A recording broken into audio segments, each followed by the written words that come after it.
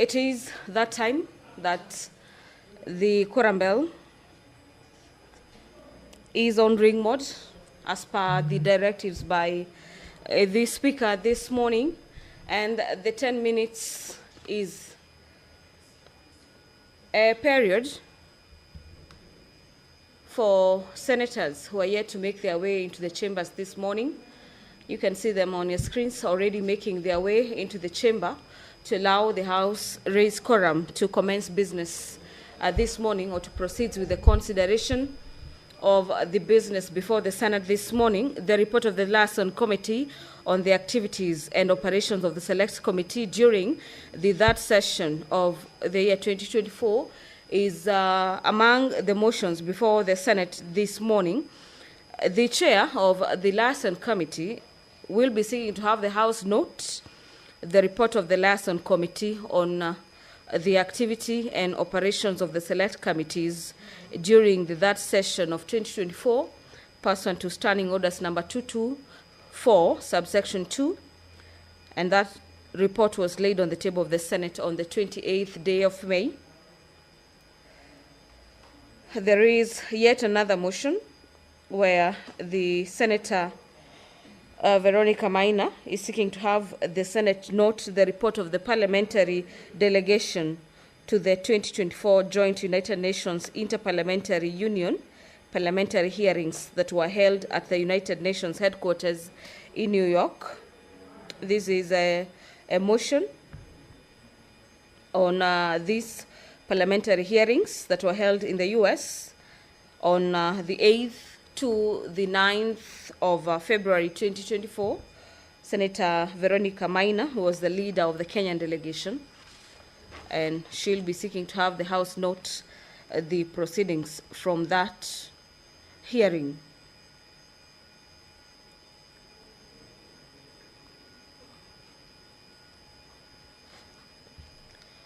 The report of the proceedings of the parliamentarians' dialogue at the Africa Climate Summit that was held on the 23rd in the National Assembly chambers in Nairobi, Parliament buildings, between the 3rd to the 6th day of September 2023, is also lined up for consideration this afternoon, this morning.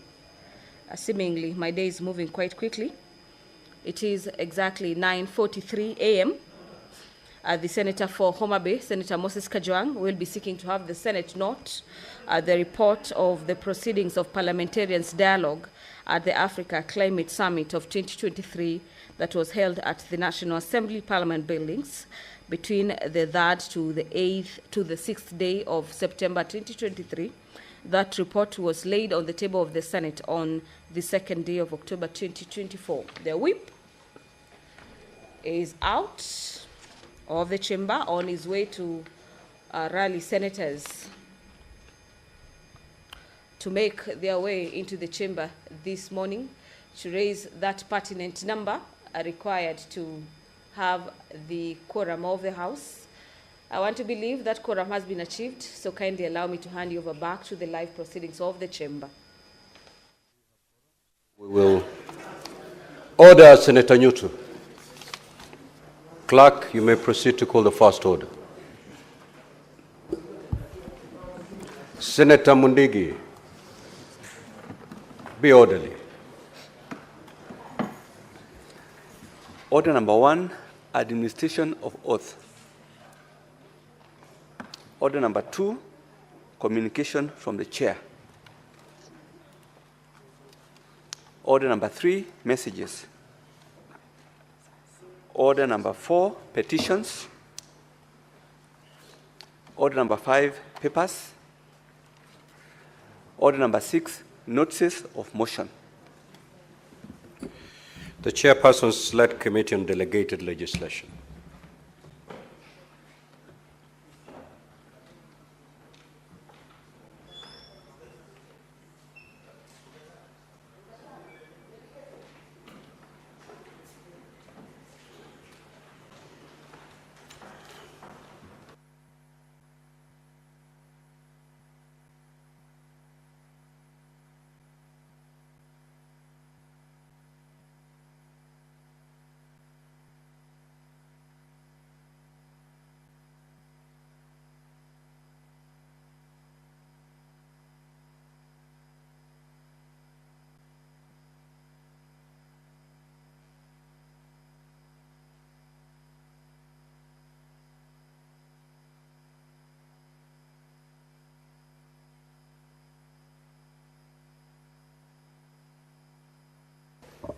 Thank you, Mr. Speaker.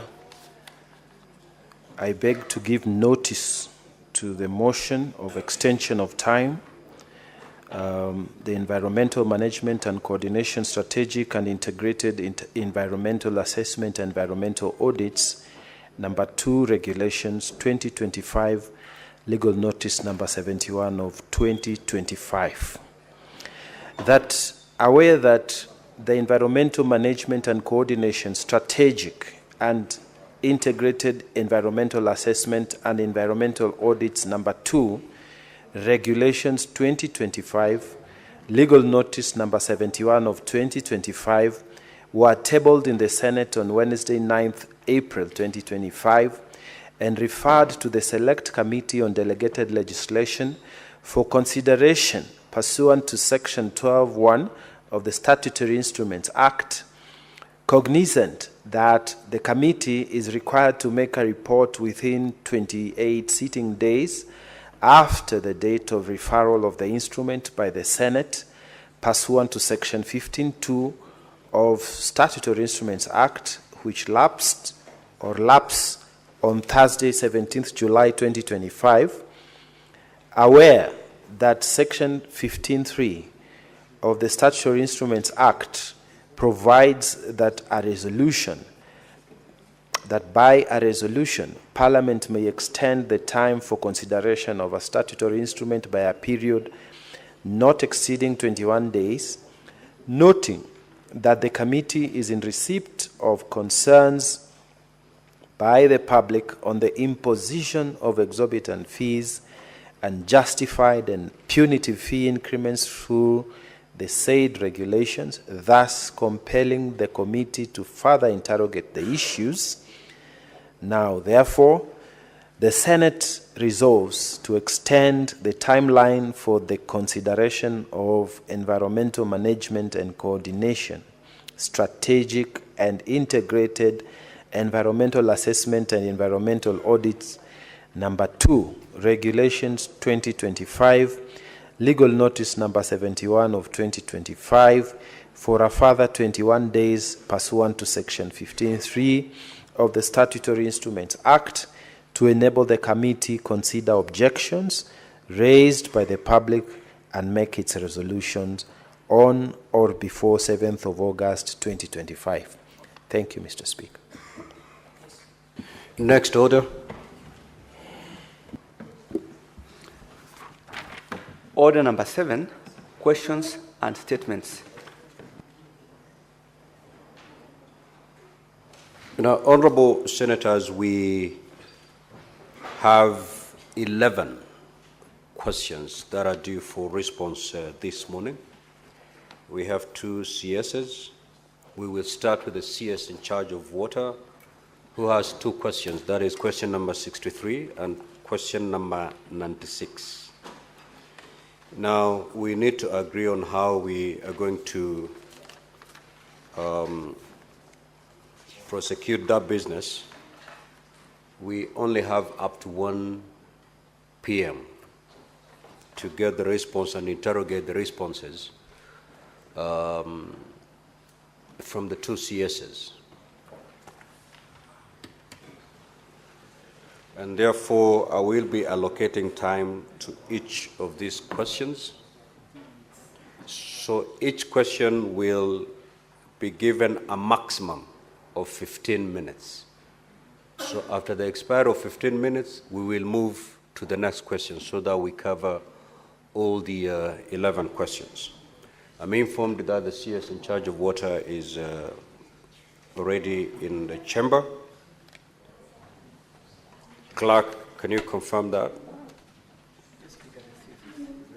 Thank you. Honorable CS, welcome to the Senate once again. We will straight away move to question number 63 by the Honorable Senator for Kitui County, who I'm told is not present. However, he had delegated Senator Wafula to ask this question on his behalf. You may proceed, Honorable Senator. Thank you. Thank you, Honorable Speaker, for this opportunity and to welcome our good minister here. I want to go straight to the question that has been presented here, Honorable Speaker. On behalf of the Senator for Kitui, Honorable Enoch Wambua, to ask the Cabinet Secretary for Water and Sanitation, question number 1. Could the Cabinet Secretary provide an update on the status of the solarization plan for the Wakituki Irrigation Scheme project, as well as the reasons for any delays or challenges encountered during its implementation? B, what is the current status of the fencing plan for the initial 500 acres of land under the Wakituki Irrigation Scheme, and could the Cabinet Secretary explain the reasons behind any delays in completing the fencing?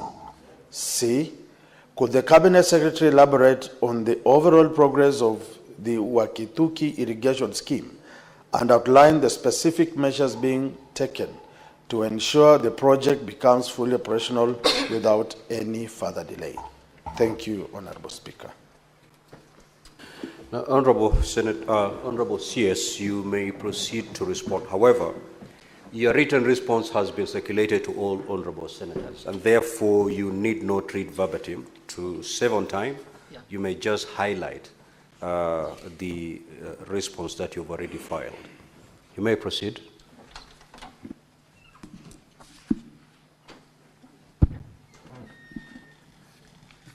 Honorable Speaker, honorable members, good morning.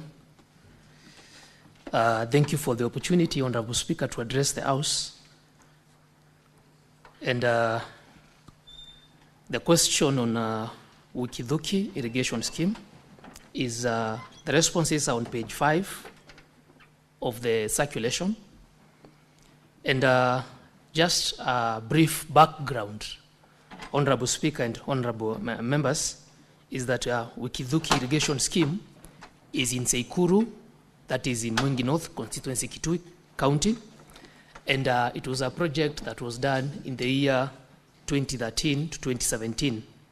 The scheme was meant to cover approximately 1,000 acres. And the first 500 acres were completed, and there is mango farming in the 500 acres.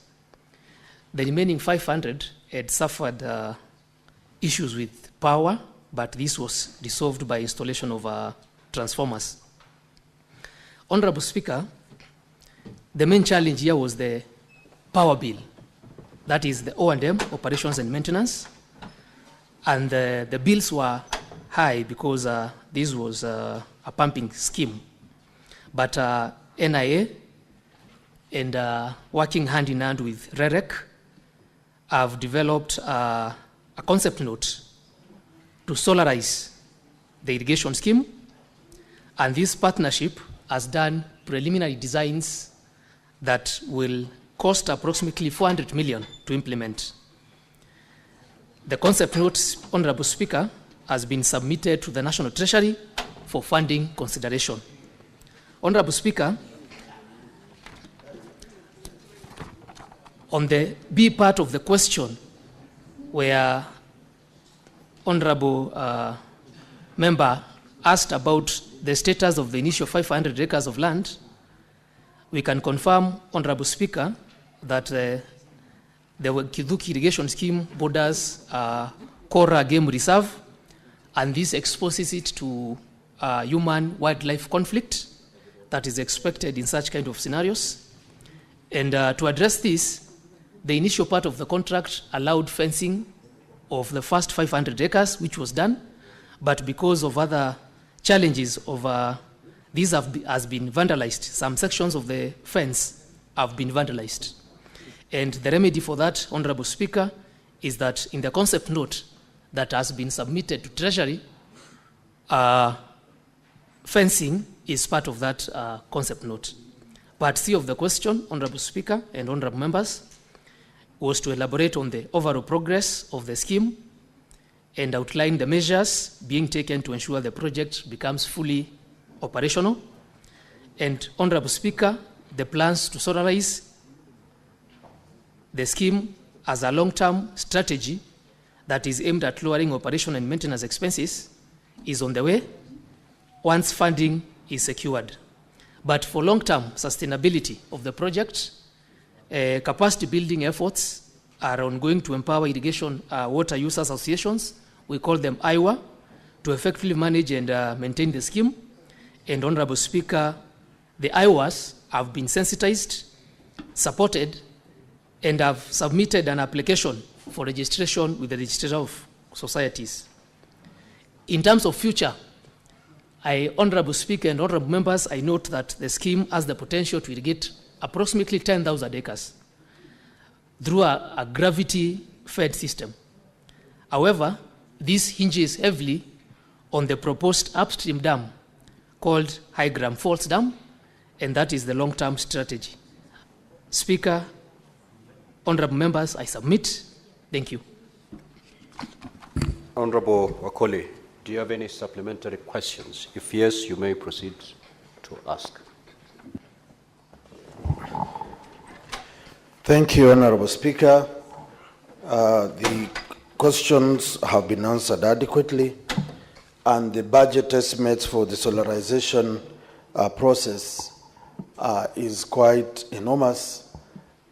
I would just like our good minister to tell us, in the budget estimates that went through the other day, I don't know if the monies that you have under your ministry will allow you to proceed with a budget of 400 million, because I foresee a scenario where you will spend your office running resources to solarize this dam.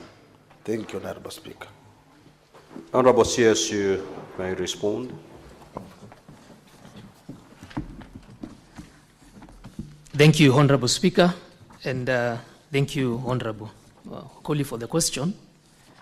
As I've indicated in my responses, Honorable Speaker, is that this program was done between 2013 and 2017. And the vandalism that has caused some sections of the fence to be damaged and the high electricity bills because of pumping system has necessitated the ministry through the agency responsible to develop a concept note. This concept note is at the Treasury. I owe it to the Honorable Senator to tell him that the concept note is at Treasury for consideration. So in case we get resources, and I'm hoping we get resources because this is very key, we can start actualizing the program. Thank you. Senator Seki. Thank you, Honorable Speaker.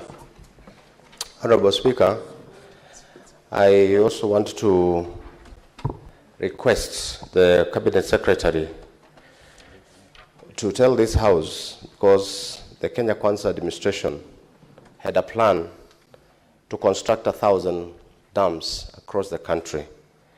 Could the Cabinet Secretary tell us at least how many dams have been completed so far? Constructed already, completed, installed, or uncompleted? So could the Cabinet Secretary give us at least a number of dams that have been completed as per the Kenya Kwanza administration plan? Senator Gataya Mwanda. Thank you very much, Honorable Speaker. Honorable Speaker, recently the Honorable Waziri was at my county. He was doing some inspection at a place called Kibunga. There is this water project called Gakimiki Kibunga Water Project. It has been within for quite some time, across almost like 10 years, with very many promises that have not been kept.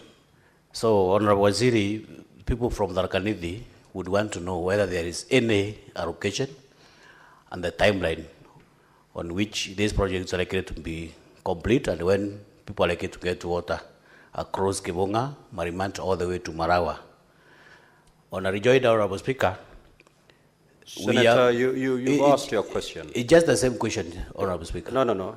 Just Allow the minister to respond. Senator Mungatana. Mr. Speaker, I just wanted the minister to tell us the government policy when you take land that belongs to the people for irrigation purposes, as you did in this case in Sekuru, and then you take so long to do it.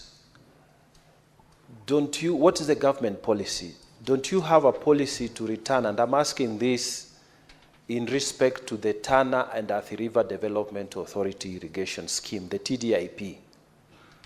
That project, we have information that TARDA is no longer going to be doing any work. Can you confirm what the government policy is? All that land you've taken, are you confirming to us that that land now goes back to the people or goes back to the county government? Can you confirm to us what the government policy is? When you take land, you don't do the project, and the land is still remaining in the hands of government. We want to have a clarity of thought, because if that land is not returned, then it becomes subject to land grabbing. I want a clarification on the processes of returning land back to the county or to the people where you've taken that land. Thank you, Mr. Speaker. Senator Kavindu. Thank you, Mr. Speaker, for this opportunity. I just wanted to get an answer from the CS about when they plan to fence Masinga Dam because of the hippos and crocodiles eating my people there. And when I approached the Wildlife Ministry, they told me this is the work of the Ministry for Water. So if I want to know if he has any plans soon to fence Masinga Dam to protect my people from being affected by the hippos and crocodiles. Honorable CS, you may now respond.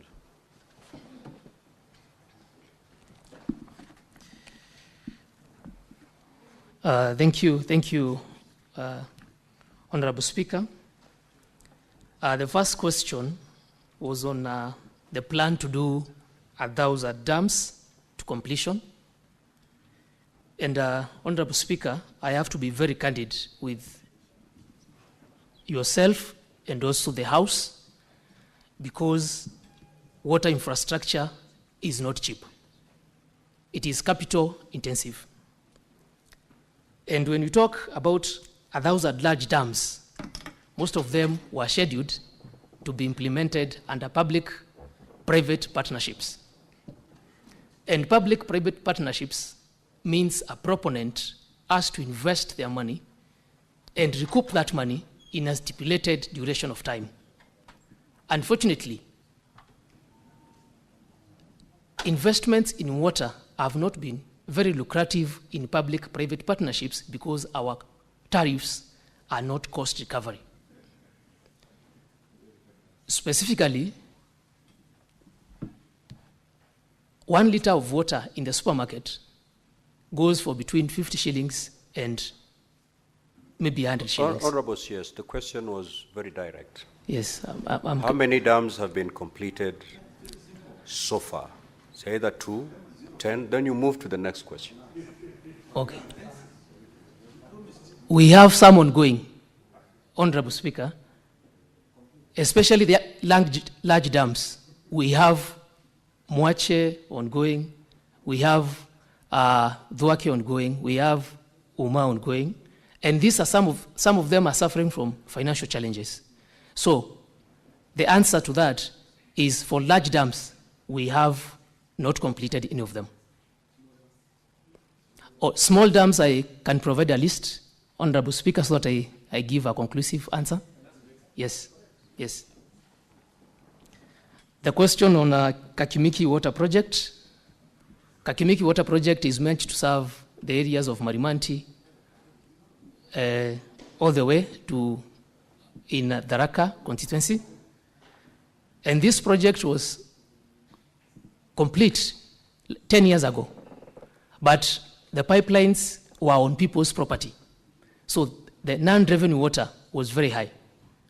The program we have now, Honorable Speaker, and this is questioned by Honorable Gataya, is first of all to align the pipelines to public well-leaves to reduce the non-revenue water.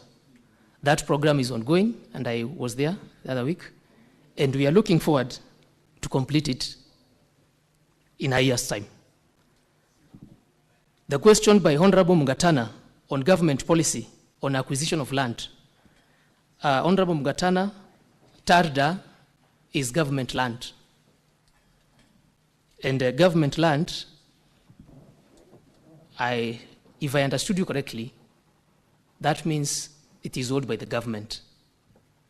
So I don't foresee the need for compensation. But you asked about the policy. The policy is whenever the ministry acquires land from private parcels of land, we go through the normal process of National Land Commission, where there is evaluation and then there is compensation. That is the government policy. The question by Senator Kavindu, fencing of Masinga Dam. Masinga Dam is under the Ministry of Energy. And it is unfortunate for this. Thank you. No, honorable senators, the 15 minutes allocated to these questions have lapsed. We will therefore move to the next question. Senator Kavindu, you have just been informed by the CS that Masinga Dam that is the question that has been answered. That Masinga Dam is under the Ministry of Energy. That is the response you've been given. How you treat that response, you know exactly how to go about it. So let us move to question number 96 by the Senator for Embu County, Senator Alexander Mundegi.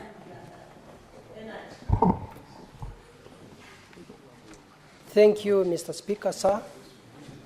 I, Senator for Embu County, Senator Alexander Mundegi, to ask the Cabinet Secretary for Water, Sanitation and Irrigation. A. What has occasioned the delay in commencement of the construction of Kamomo, Dhosi, and Dhambana dams in Embu County, and could be the Cabinet Secretary outline the occasions taken by the government to resolve the issues? B. Could the Cabinet Secretary also outline the measures in place to fast-track implementation of these dam construction projects and provide timelines for completion of each dam?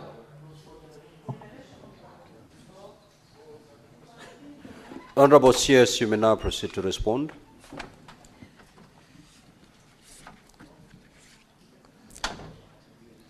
Honorable Speaker, in response to the question by Honorable Mundegi, Kamumu Dam is a zoned high rockfill dam that is 60 meters high, 725 meters long, that will store approximately 22 million cubic liters. This project is expected to cost approximately 6.65 billion Kenya shillings.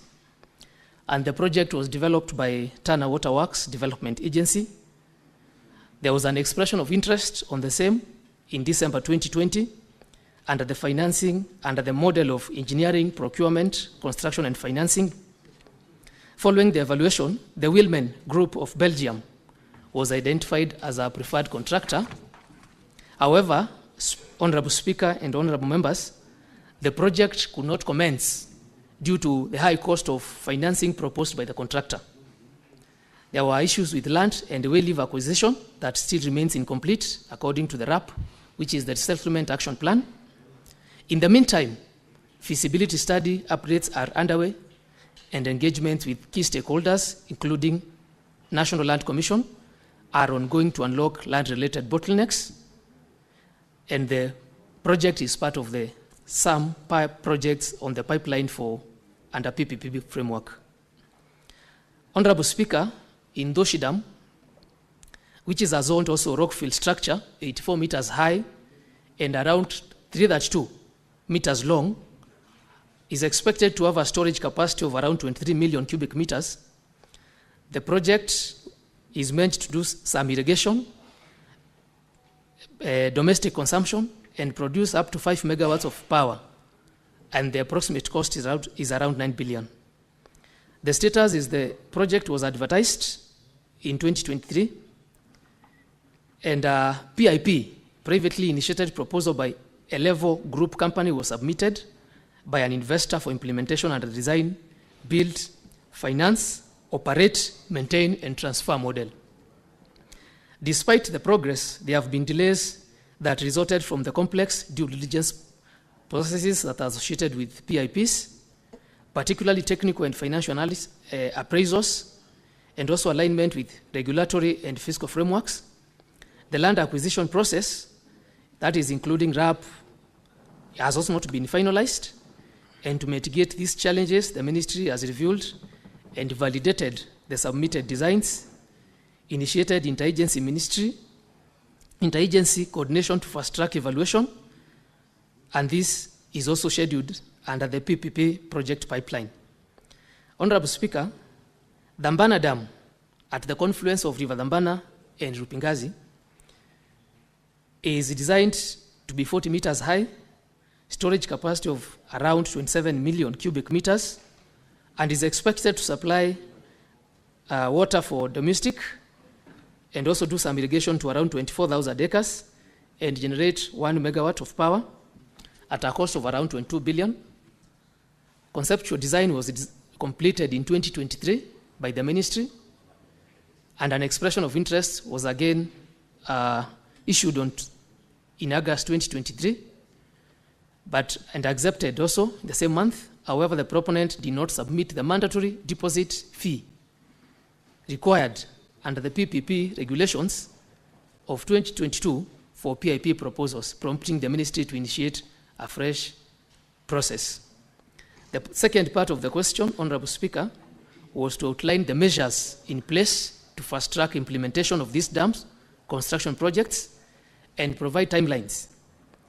Honorable Speaker, Kamumu, Doshi, and the Mara Dams projects in Embu County, the ministry has put in place several mitigation measures aimed at resolving the outstanding issues. The measures reflect also our commitment to deliver the critical water infrastructure while maintaining transparency and aligning with the national planning framework. Kamumu Dam is currently being finalized through a cabinet memorandum for consideration and approval, and the memo seeks to secure high-level policy direction and unlock requisite financing to allow for prompt implementation. And in recognition of the time that has lapsed since the initial due diligence activities, the agency, which is Tana Water Works Development Agency, has commenced the process of updating the due diligence report to ensure accuracy and relevance of the technical and financial documentation. On Doshi Dam, which has already been advertised and for which a PIP has been submitted, the ministry continues to engage with the PPP Directorate and the National Treasury to expedite the evaluation process and secure timely approvals. On Dambana Dam, following the proponent's failure to meet the mandatory deposit requirement under the PPP Act of the ministry has initiated a fresh procurement process. In the meantime, the project has been formally included in the fourth medium-term plan. Engagements are ongoing with other prospective investors who had previously expressed interest in the project. And Honorable Speaker, the exact construction timelines of these three key projects, as asked by the Honorable Senator, will depend on the conclusion of the outstanding procurement, financial, and other statutory processes. Honorable Speaker, honorable members, I submit. Thank you. Senator Mundigi, do you have any supplementary questions? If yes, you may proceed. Thank you, Mr. Speaker. My question to the Cabinet Secretary: is it possible for Cabinet Secretary to advise or to tell people of Embu County whether there is any money in this budget of 2025 for those 3 dams, because Cabinet Secretary knows water is life and life is water. And about farming in Embu County, we are trying to motivate youth and others people for farming, and better south and better north. Animals are dying, people are dying because of lacking of water. And about farming, we are farming mogoka, and the farmers, they cannot progress without water. Honorable CS, you may respond. Honorable Speaker, thank you for that question. As I've explained, is that the 3 dams are in the pipeline for the public-private partnerships, and the resources we have in the current financial budget, we have a small allocation, not specifically for those 3, for all dams that require review of appraisals, because to go to PPP, you need to have preliminary concept designs and to do project appraisals. So, Honorable Senator, Honorable Speaker, we have a small allocation for these kind of studies in the budget. Thank you. Senator Kinyua. Thank you, Mr. Speaker. The Cabinet Secretary, you remember for the World Water Celebration Day, you came to Tegethi, Matanya, and you launched a project, Tegethi Water Project. I'm just asking, how far is it now? Because when you came, you brought in pipes and other gadgets that are related to water, but immediately you left, the pipes followed you thereafter. Please, where is the status of that project? Thank you, Mr. Speaker. Senator Fernandez. Thank you, Mr. Speaker, sir. Mine is to find out the status of the construction. I know the design and of Keben Dam is to find out what is the status of the Keben Dam in Nandil sub-county, because we have waited too long, Mr. Speaker, for that project to take off, and whether there is availability of funds to construction and completion of Keben Dam in Nandil sub-county, Nandi County. I thank you, Mr. Speaker, sir. Senator Chute.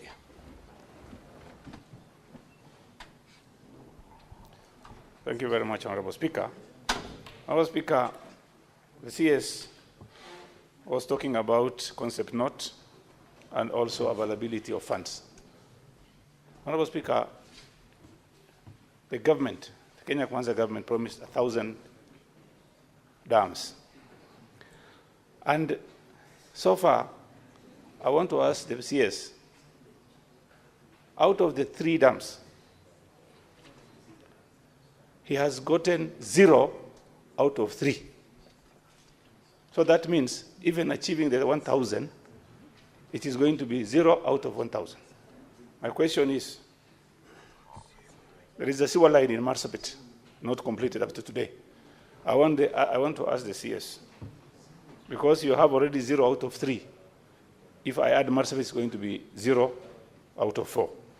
When are you going to complete that irrigation system in Marsabit town? And when are you going to visit Marsabit to tell the people of Marsabit when this project will be complete? Thank you very much, Honorable Speaker. Senator for Kilifi County, the Honorable Majaya.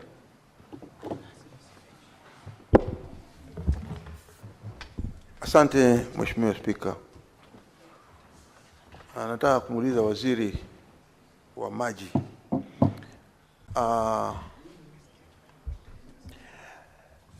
Ni lini lile bwawa lililoko katika eneo bunge la Ganze linaitwa Rare Dam, ni lini lile bwawa litamalizwa kujengwa, na vile vile ili bwawa hilo liweze kusaidia wananchi walioko ndani ya Ganze constituency na Kilifi kwa ujumla? Kwa sababu wanawaziri, ni kama vile wanavyoelewa kwamba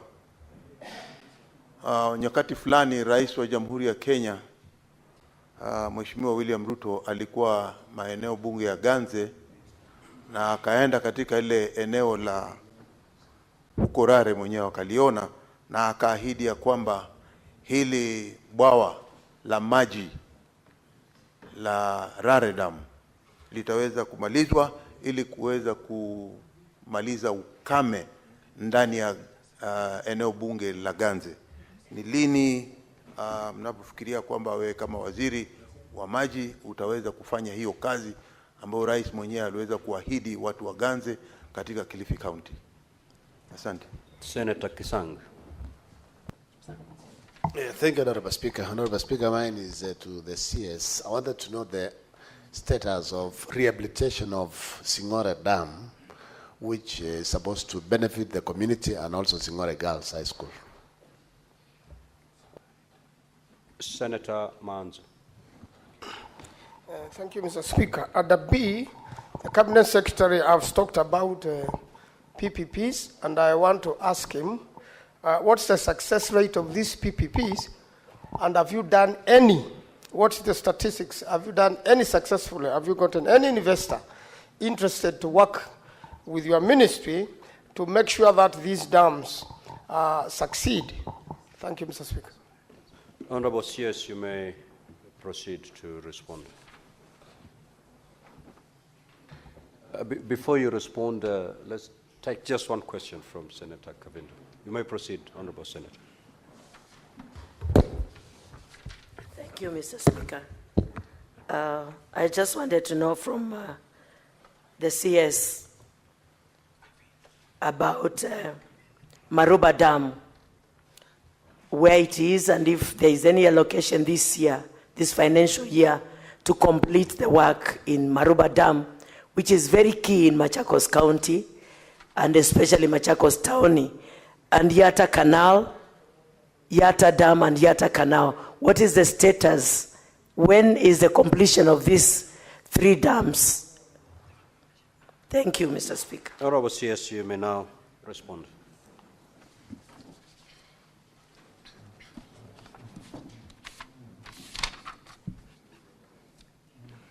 Thank you, Honorable Speaker and Honorable Members, for your questions. There was a question on Tigivi water project. I am aware of that project. If the Senator can allow me, Honorable Speaker, to give you a detailed status on that, I would really appreciate, because I know the finer details is required, especially on that kind of a small project of water supply. Please. The question by Senator Cheregei on Kebendam. Senator Cheregei, Kebendam is a key project in Nandi, and we have already advertised this dam under EPCF. Evaluation is ongoing. We already have a consultant who is doing this, and this is in the progress of taking shape. EPCF projects take time, especially in evaluation and procurement. There's a question by Honorable Chuchi on the 1,000 dams. And this is what I've explained, that the speed which we expected the uptake of PPPs in water, this also couples with the question from Honorable Manzo, has not taken off. However, we have done a diagnostic analysis on how to make water projects, especially high-intensive, capital-intensive infrastructure, feasible to the ministry. And this has been a challenge that we are working to resolve. Because, as I said, our cost recovery tariffs are not in place. The question on Masabit sewerage, I know that is ongoing and it has taken time, and that you're right. Allow me to give a detailed brief on the status of this. There's a question on Rare in Ganze. Ganze, I know the challenges we have of water in Kilifi County specifically, and this also couples up with because we share a common water resource from Baricho that comes to Kilifi, it also goes to Mombasa. This challenge will be resolved. Apart from... knows that that challenge has been basically removed. Like I said, we have also compensated the contractor to work to the extent of 40%. The challenge, so to the extent of really accelerating the project, we want to quickly finish that particular corridor and ensure that road is motorable and the vehicles are not getting spoiled in that difficult section that Mheshimiwa Manso talked about. With respect to the service roads, sometimes as a developing economy, it becomes very difficult to buy land from land users, possibly demolish houses which have been built very close to the road to build a service road. So it's a case of really economics. Do we compensate to build temporary roads while we are building the roads? Where there is a corridor, yes. Where there is no corridor, it becomes a bit of a challenge.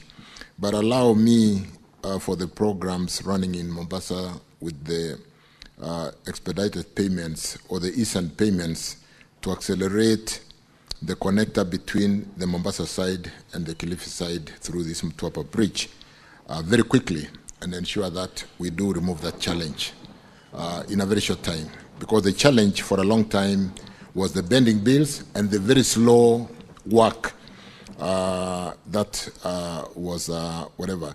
With respect to slip roads, which have also been designed, and I will seek to have possibly a more closer meeting with the senator to show him the design. There are slip roads around through Mtwapa town. What we have done now is just to compensate for the inner corridor to move waugazaji, the wafanyabiashara wadogo, so that we can build the main corridor. But there are slip roads, and because we now have money, we are compensating and we'll have slip roads through the town. The challenge was, because we were not able to compensate them, you would not actually know that they are slip roads. But when you see the designs, we've designed with slip roads, rather service roads along the main corridor. So we've compensated earlier on through exchequer release some 73 million shillings to get access to build the main corridor. The slip roads, we've now gotten money and we are compensating to do the service roads, which are parallel to the main road. And you will see that, and I can spend some time with Senator Manzo to show him the design, the fact that we have compensated for the main artery, and we are now compensating for the service roads through the town. I thank you. Senator Faki, you certainly cannot raise a point of order again in the CS. What is your intervention? My first part of the question was not answered. The problem is on the Links Road, where we have a pool of water next to the Quick Mart supermarket, directly on the road. And even if you go there right now, you will see that pool is still subsisting. And I remember during the month of May, if I'm not mistaken, there was a public participation done by Kura, where they started a blame game between them and the county government of Mombasa. A lady has lost her eyesight on that road because she was traveling in a tuk-tuk, and as a result of hitting a portal, something hit her eye, and now she's partly blind. So it's a serious problem, Bwana CS. I know you said you have been there, but motorists, those who are going to Kilifi, those who are coming to Mombasa, have that problem every day. Every day we encounter that problem. Even those who are now residing in Nyali are thinking of relocating, because every day in the morning there's a traffic jam, in the evening up to sometimes 9 p.m. Thank you. Sorry about that. I now understand where Senator Faki, I thought we were talking about the Mtwapa Kilifi Road. This is the Nyali Nyali bypass to Mtwapa Kilifi Road or Mombasa Road. And I know the exact location, and in my last visit to Mombasa, this was number one agenda with the governor, where on either side of this particular road, where there's a kind of depression, there are developments on both sides. There's a hospital on one side, they've built a wall, and there's no way to drain the water on this very low section. And we need to really tunnel out the water in this particular depression. And it requires some serious design. I've discussed this with the governor. We are discussing with the land users how to get access to be able to get drainage out of that very low section. And then, yes, I'm aware it's a Kura project. I was talking about the Kena on the main highway. And let me undertake to follow up what Kura has done on this particular one.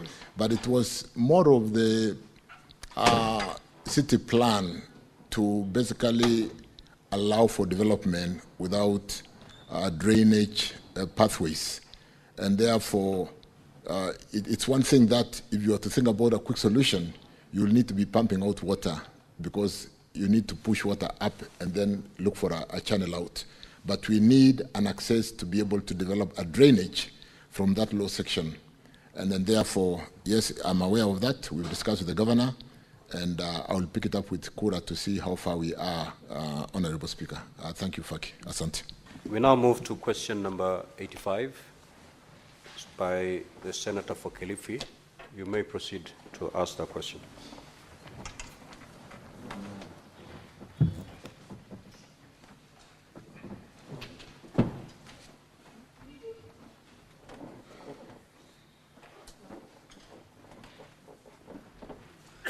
Senator Mazayo, question number 85 is yours. Yes, that's right. Do you want us to defy it? No. Then proceed to ask.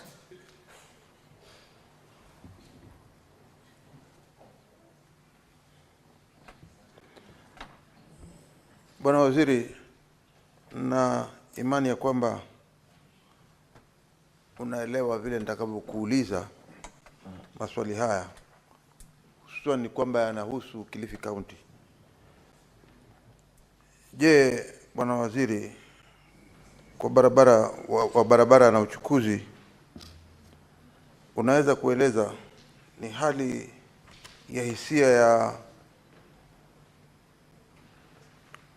ile hali ya hisia ya upanuzi wa uwanja wa ndege wa kimataifa wa Malindi? Vile vile, Waziri wa barabara na uchukuzi, nataka kuuliza, unaweza kufafanua jumla ya ekari ya ardhi iliyotengwa kwa ajili ya mradi huu wa upanuzi, na pia kueleza idadi ya wamiliki wa ardhi watakaoathirika. Vile vile, Waziri, nataka kukuuliza, je, serikali imeweka mikakati ipi kuhakikisha kwamba wamiliki wa ardhi watakaoathirika na upanuzi huu wanalipwa fidia kwa haki? Na je, unaweza kutupea takwimu ya idadi ya wamiliki wa ardhi waliokwisha lipwa fidia hadi sasa pamoja na kiasi walicholipwa? Mwisho, Bwana Waziri, je, serikali imechukua hatua gani kuhakikisha mchakato wa ulipaji wa fidia? Na wewe kama Waziri wa barabara na uchukuzi, unaweza kutoa ratiba ya malipo kamili ya fidia zote ambazo bado hazijalipwa mpaka hivi sasa? Honorable CS, you may proceed to respond.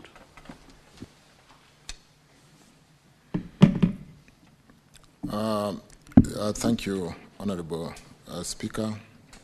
Thank you, Senator Mazayo. Again, because the question was filed in English, I responded in English. and I hope we have the printed response with honorable members.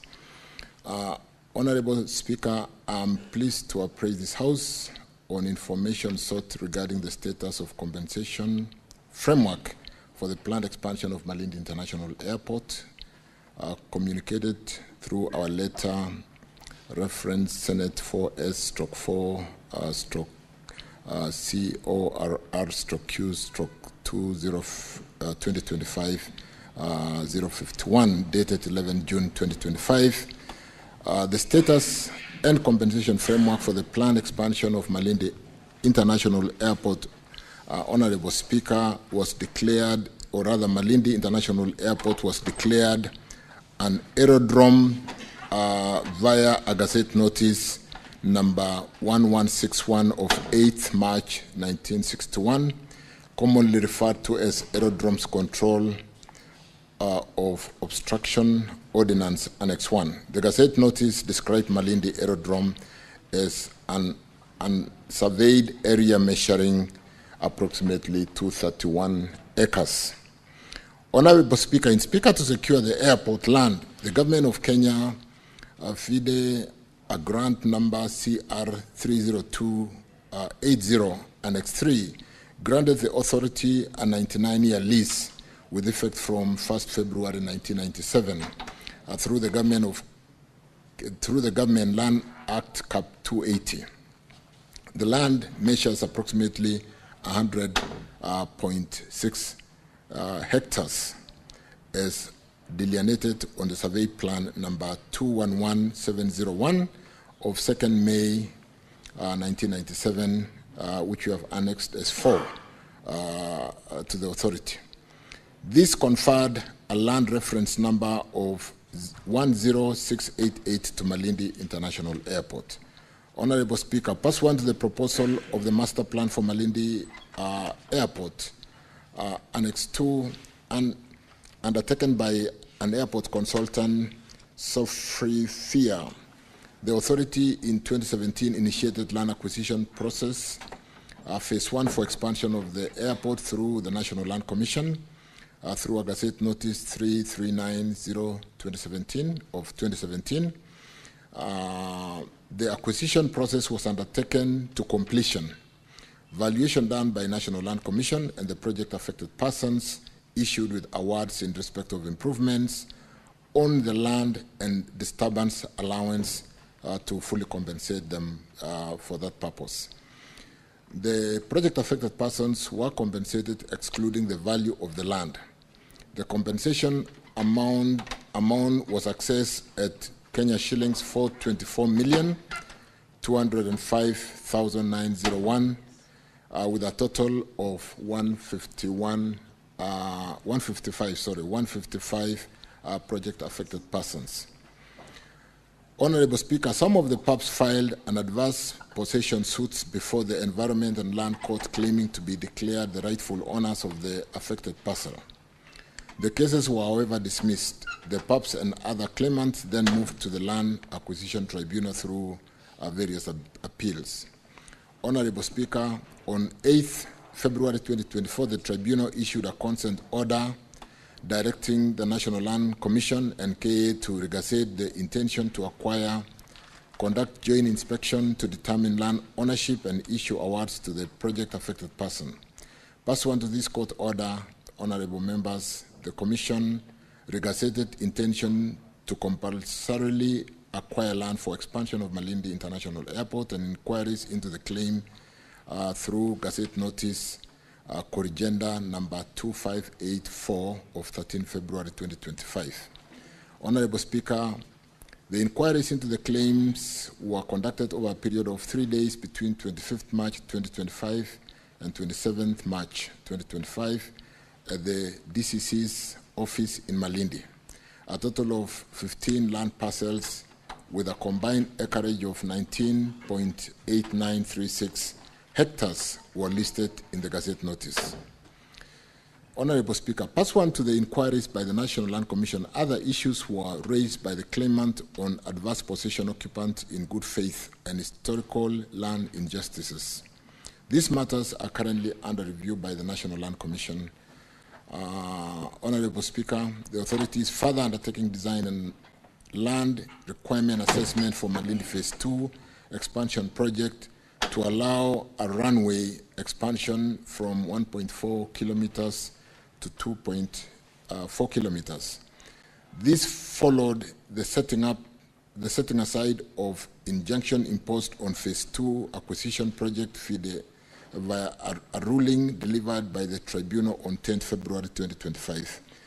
The land acquisition process and resettlement action for Phase 2 will be subject to budget availability, and as I end, I want to confirm that I have lately, in the last 2 months, visited this airport to address some of these challenges, met the leadership of Malindi who are on the ground, and we are paying attention to this airport because, albeit the challenges we have faced in the expansion of Malindi Airport, to the extent of suggestions as to whether we could go to Vipingo or EPZ or SEZ, the tourism industry in this area and the need to sustain the investments which are wasting away in the hotel industry because of lack of a good airport to be able to bring in big planes through expansion of this airport so that we can bring in big equipment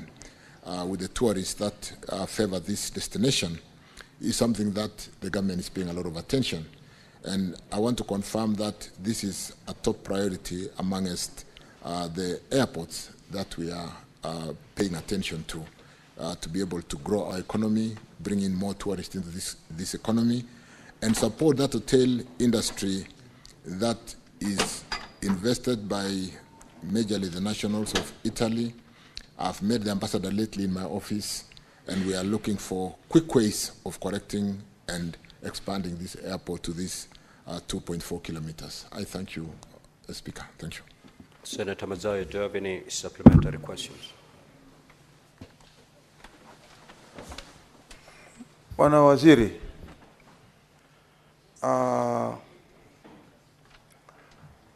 nilikuwa nataka kuuliza kwamba uwanja huu wa ndege wa Malindi ni uwanja wa zamani sana.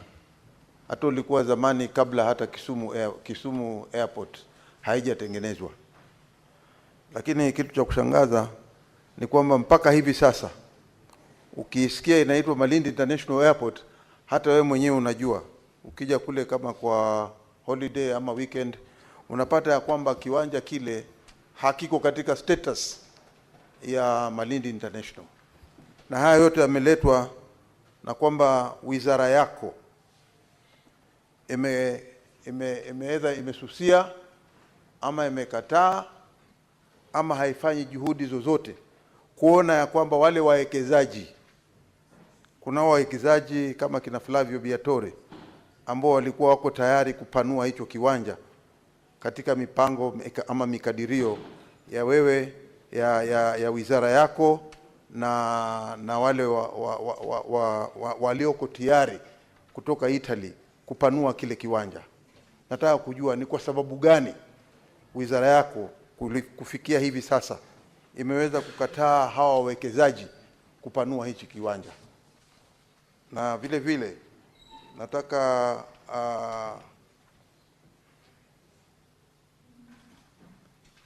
kukueleza ya kwamba hata ikiwa ni wakati wowote kuanzia hivi sasa kuna hitajika kupanuliwa kiwanja cha Malindi, wako wawekezaji ambao wamejitolea tayari, ambao wako tayari kutengeza hichi kiwanja. Mmoja wao nikiwa ni yule ambaye nimekueleza hivi sasa, ambaye wako tayari kutengeza hicho kiwanja kukifanya kiwe kiwanja cha kimataifa. Je, unaweza kueleza kwamba hawa wawekezaji wameweza kufanya mikakati ama ushirikiano gani na serikali ama na wizara yako ili kuona kwamba kiwanja hichi kimeweza kupanuliwa kikawa kama status ya wale watu wengine kama Moi International ama Kisumu International, tupate ikiitwa Malindi International, inaitwa Malindi International kikadirifu ama vile inavyotakana kuitwa. Asante Bwana Waziri. Honorable CS.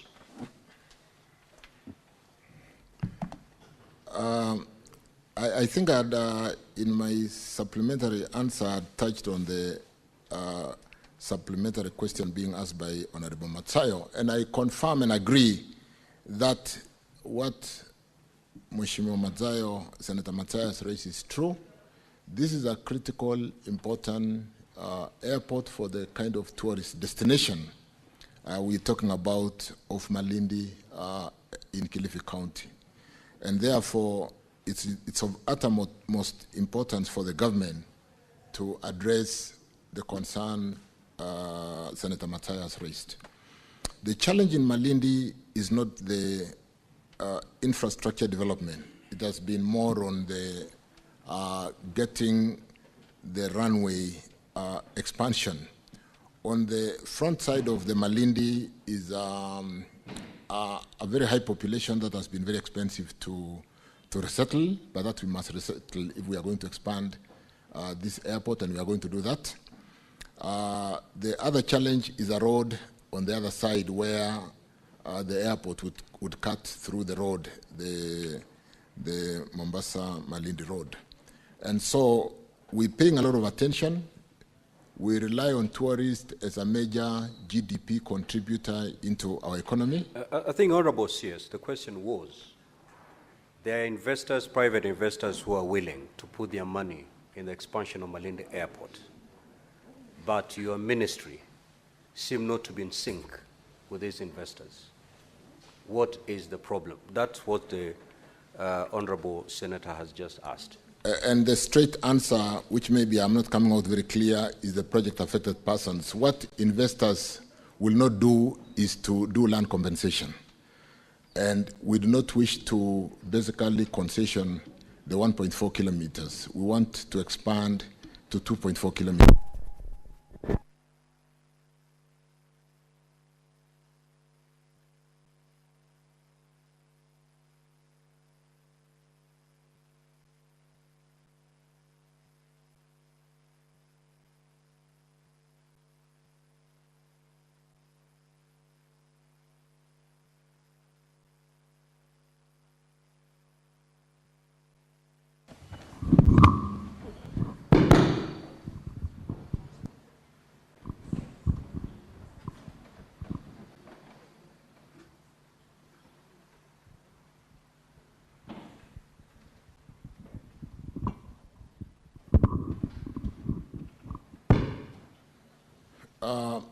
Thank you, and sorry about that.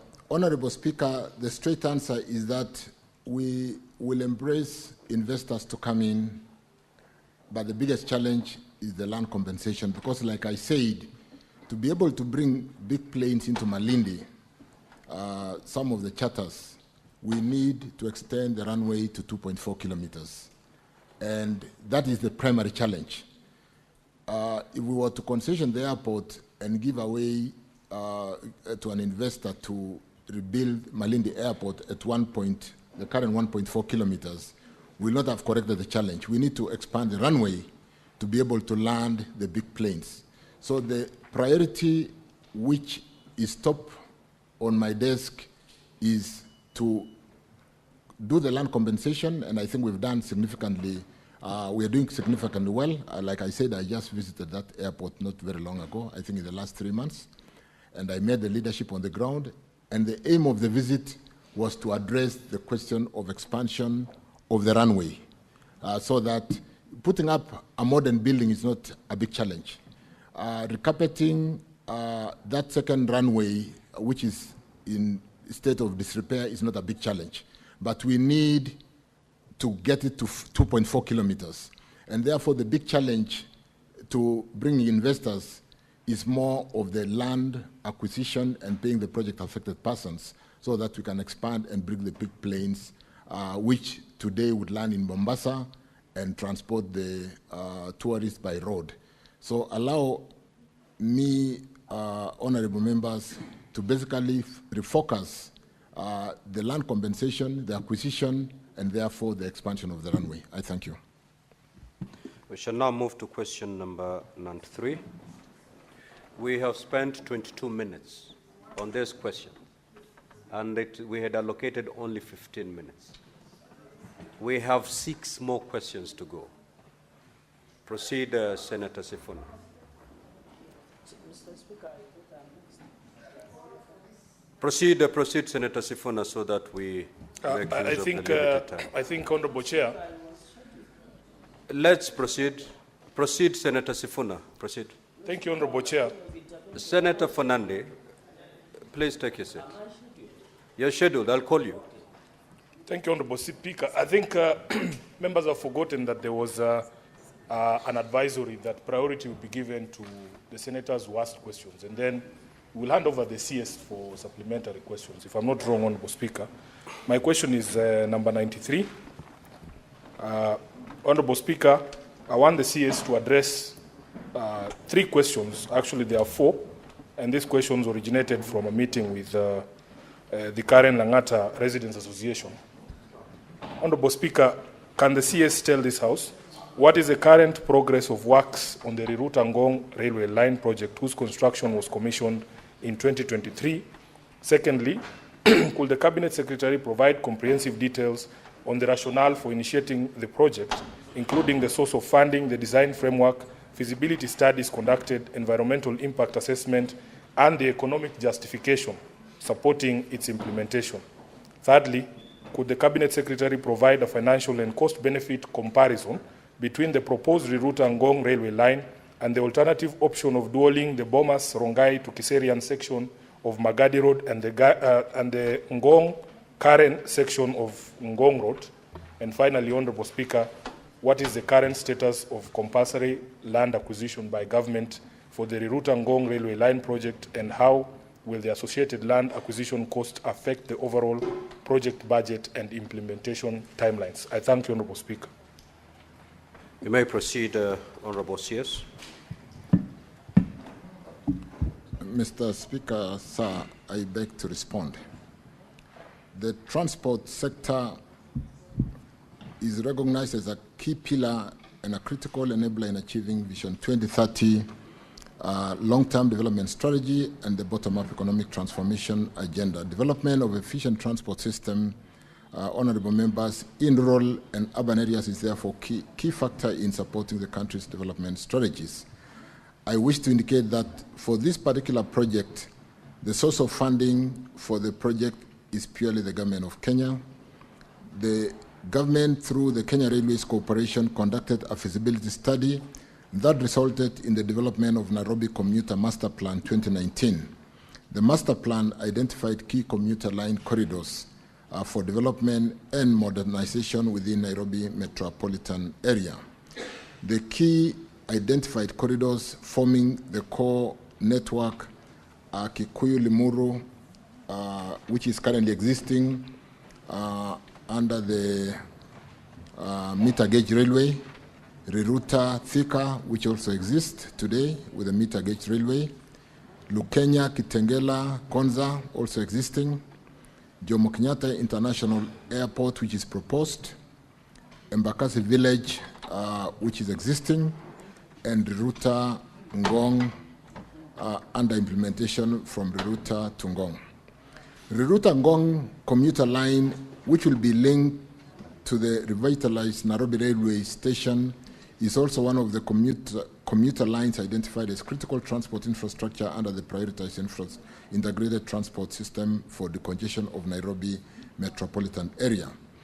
The rationale, honorable members, behind preference of the commuter rail over land transport is that commuter rail is for mass transport, and therefore the carbon footprint is what we all desire today. And where one commuter train carries about 6,600 passengers, both standing and sitting, which is equivalent, honorable members, to about 460 14-seater matatus. And that is one way of decongesting our city.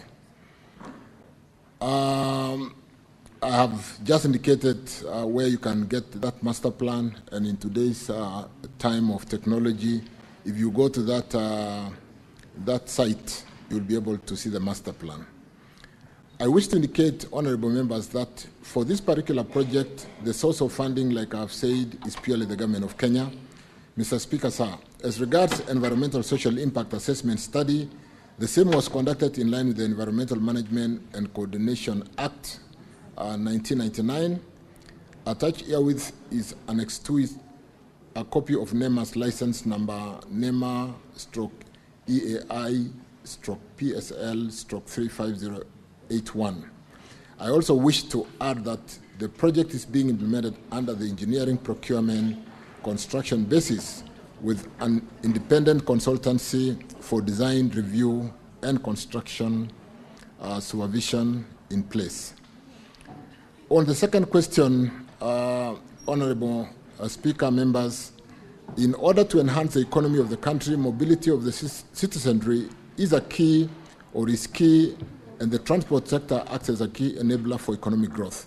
The land is a finite resource, therefore the aim of the ministry is to ensure both railway and road transport modes complement one another instead of competing or compete with one another. Given the finite nature of the land, the ministry aims to promote use of mass rapid transport, normally MRT in Nairobi metropolitan area. The two modes being pursued are commuter rail transport and the BRT transport. And I can talk more about that because we just came back from the UK where we are looking at the UK fund to do the Nairobi Railway City, and we are specifically focusing on these corridors to be able to move people quickly out of the city and into the city and be able to decongest. Construction cost is Kenya shillings 8.1 billion. For construction cost, we have about 8.2 billion, 8.26 billion. Land acquisition will cost us 2.8 billion. We are acquiring land in very expensive areas through that current corridor. Land acquisition cost, including protection, relocation, and existing utilities, as I've indicated there, will be significantly expensive. On the next question on what is the status of the compulsory land acquisition, Honorable Speaker, Chair, the total length of Riruta Ngong commuter line is approximately 13 kilometers. The ownership of the section traversed by the proposed railway line, we have given a schedule attached, and the length of the railway track ownership of the land and so on and so forth, I've captured there 2.4 kilometers with Kenya Railways as available corridor. We don't have to, we already have that. 0.55 kilometers is with Kenya Forestry Service, and we need to acquire wayleaf. 0.3 kilometers is with the Kenya National Highway overpass across the Southern Bypass. 4.55 kilometers is with Kenya Urban Roads that we need to be able to share jointly. 1 kilometer is with Kenya Broadcasting Station, and which we need to acquire. 0.9 kilometers is with the National Academy, National Police Academy, and which we need to then acquire. Fortunately, that is intergovernment. 2.1 is with the Vet Farm Department, and 1.35 kilometers is private acquisition or land acquisition process, which is ongoing by the National Land Commission.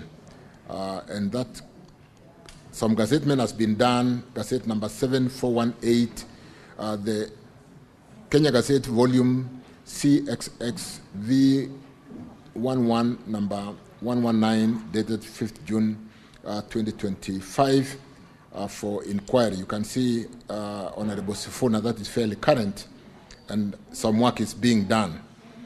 Let me just hasten to add that with the Nairobi Railway City having been pronounced by the leadership as a priority project to be able to recalibrate and give new life to that piece of 438 acres of land sitting with the Kenya Railways. We do not only wish to build the new railway terminus, we will update or upgrade the platforms for all these lines to come in and out of the city. We will build a public ramp for the people arriving at a capacity of 30,000 persons per hour. And to a very good extent, therefore, if we did the Nairobi Railway City alone without doing all the lines that I've talked about into Kikuyu, Ruiru Thika, Lukenya, Jomo Kenyatta, and Bakasi Village, to be able to bring in people in and out quickly, it will not be. So we do not wish to do a stranded investment in upgrading the Nairobi Railway City without doing the supporting BRT and the commuter rail. And therefore, we are taking all this as a package.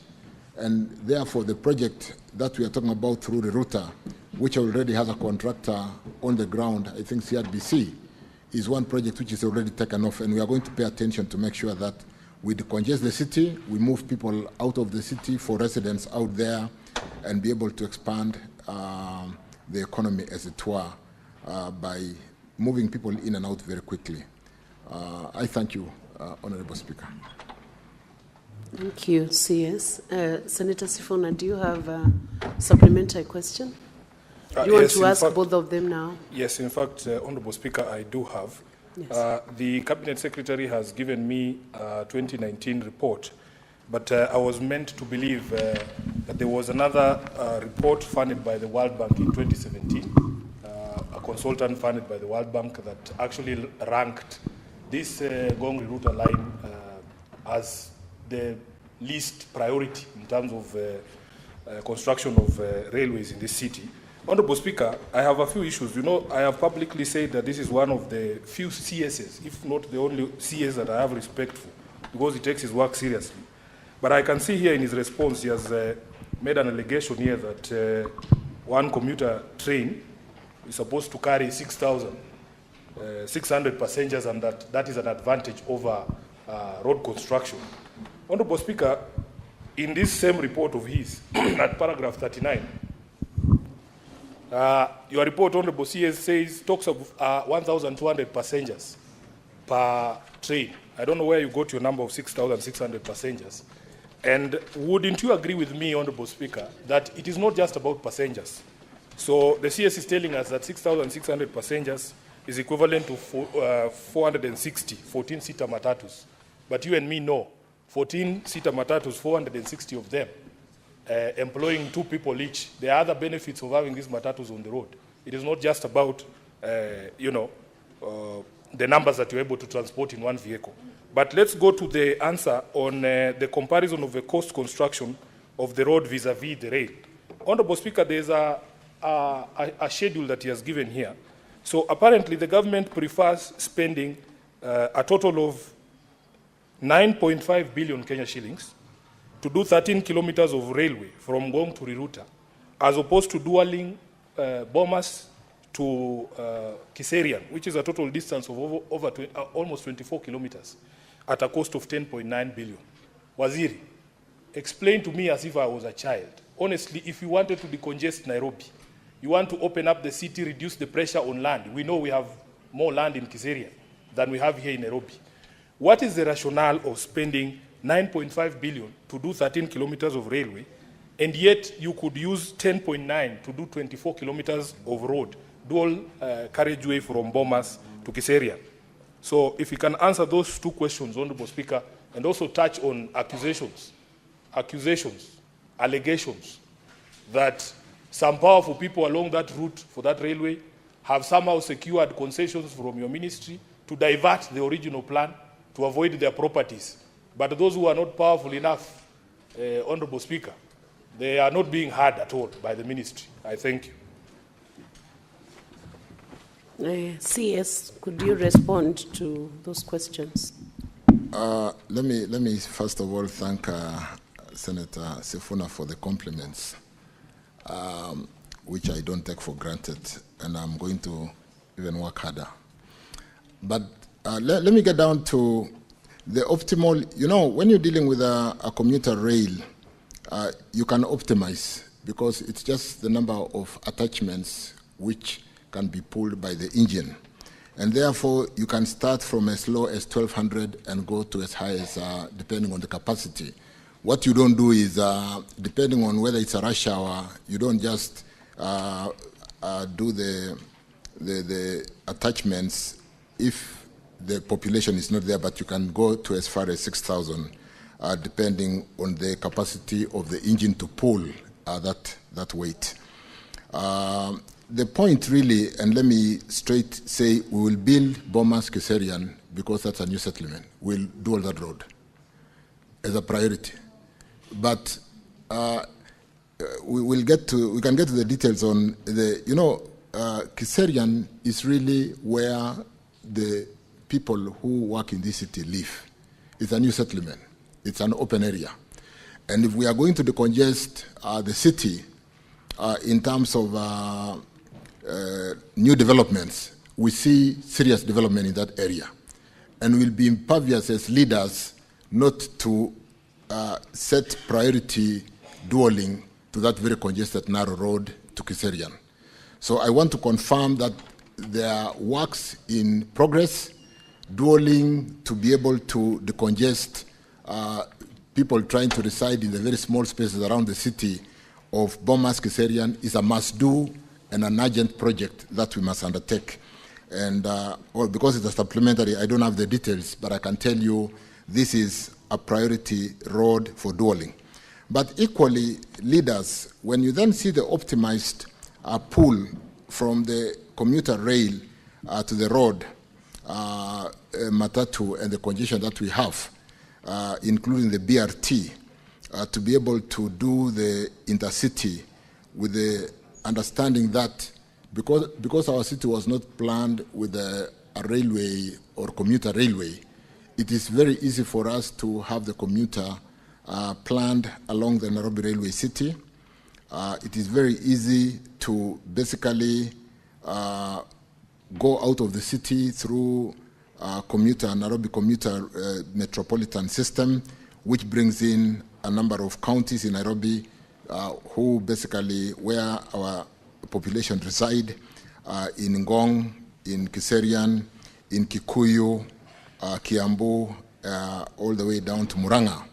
And then these governors do sit in the Nairobi Metropolitan Transport Authority decision-making process. And therefore, let me just confirm, honorable members, Honorable Sifuna, that Bomas Kiserian is a must-do, and I can come with specific timelines because it's a critical corridor to decongest the city. Equally, even as we thought maybe this line is a least priority, in the latest developments, we really must build a number of lines going eastward, northerly, southwest, and so on and so forth, to basically bring people in and out of the city, either through BRT, through the Nairobi commuter rail system, and facilitate, really remove the congestion that currently is choking the city. So whereas it might be expensive to develop the commuter rail, if you see the capacity we are able to pull, depending on the number of attachment of the units to transport up to 6,600 people, if we do the economics, you'll appreciate why we need both. The buses will stop every so often. The train stations will be further apart, and so on and so forth.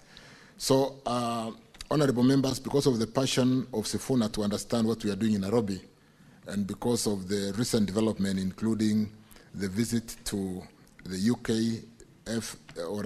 to see the King's Cross development of what the city can look like when you develop a dilapidated facility like the railway housing the railway land, which sits on about 438 acres. I would like to spend time with Sifuna so that as a senator of Nairobi, he can appreciate what we are doing to basically decongest the city, give a new life through development of those 438 acres sitting under the Nairobi, the Kenya Railway, and be able to move people in and out of the city very quickly. And we are doing this as a package. We do not just want to do the railway city. We want to do the BRT lines, including the line that starts from Kenol and which has been stranded for a while, coming through Ruiru all the way to the Nairobi Railway station, and the line going to Kikuyu, the line going to Ruruta. There are life plans, including my planned visit to the UK next week. I thank you. Thank you, Honorable CS. I think we have exhausted the time that was allocated by Speaker.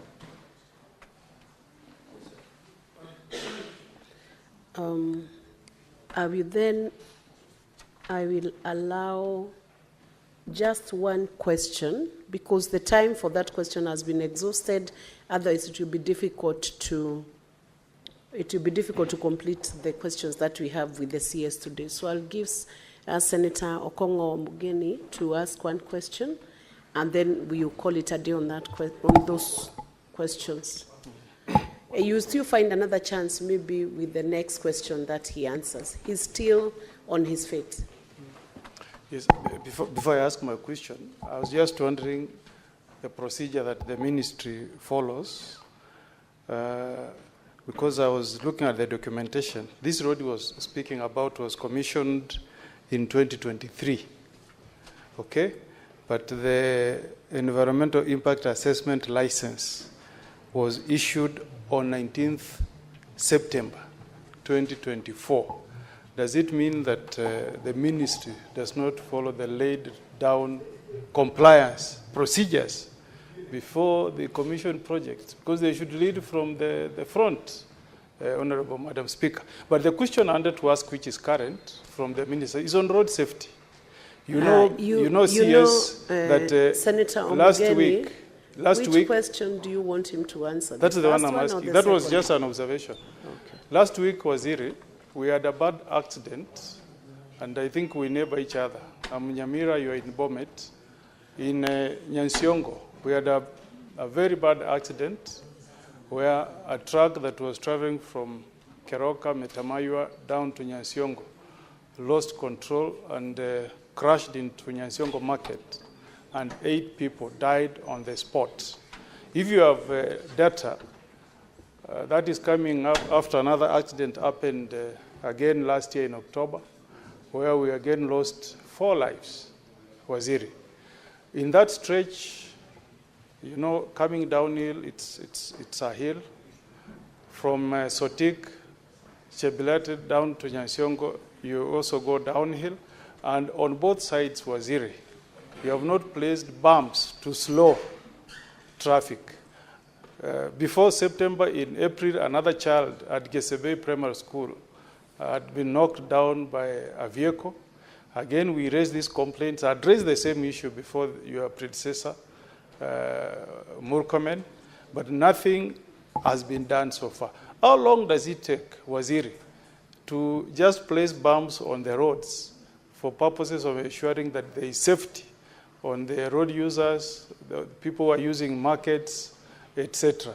Can we get any assurance from you that you will take note of these concerns and move with urgency and place bumps on that stretch of the road? And also whether there is a possibility of putting a climbing lane on that spot, because we don't want to keep on losing lives. We are also part of Kenya, people from Nyamira. Waziri. Thank you, Senator Okongo Mugeni. Before I invite the CS, I will only allow that question based on the fact that it has serious fatalities because of the accident. Otherwise, I want to remind the senators that the questions must be connected to the principal question that the CS is responding to, so that he's able to effectively answer. So I'll ask the CS to respond to the same. Thank you, Senator Okongo Mugeni, on those 2 questions. One clarification on the procedure on how we could be building a road without an environmental certificate because of those 2 dates. But like the speaker assisted me to answer that question, allow me to check exactly what happened and how we could actually start construction ahead of getting a certificate, which is a prerequisite in the order of, because really it's a requirement that an environmental study has been done. NEMA has issued a certification. If it was being funded, the funding will not be so allow me to basically check on whether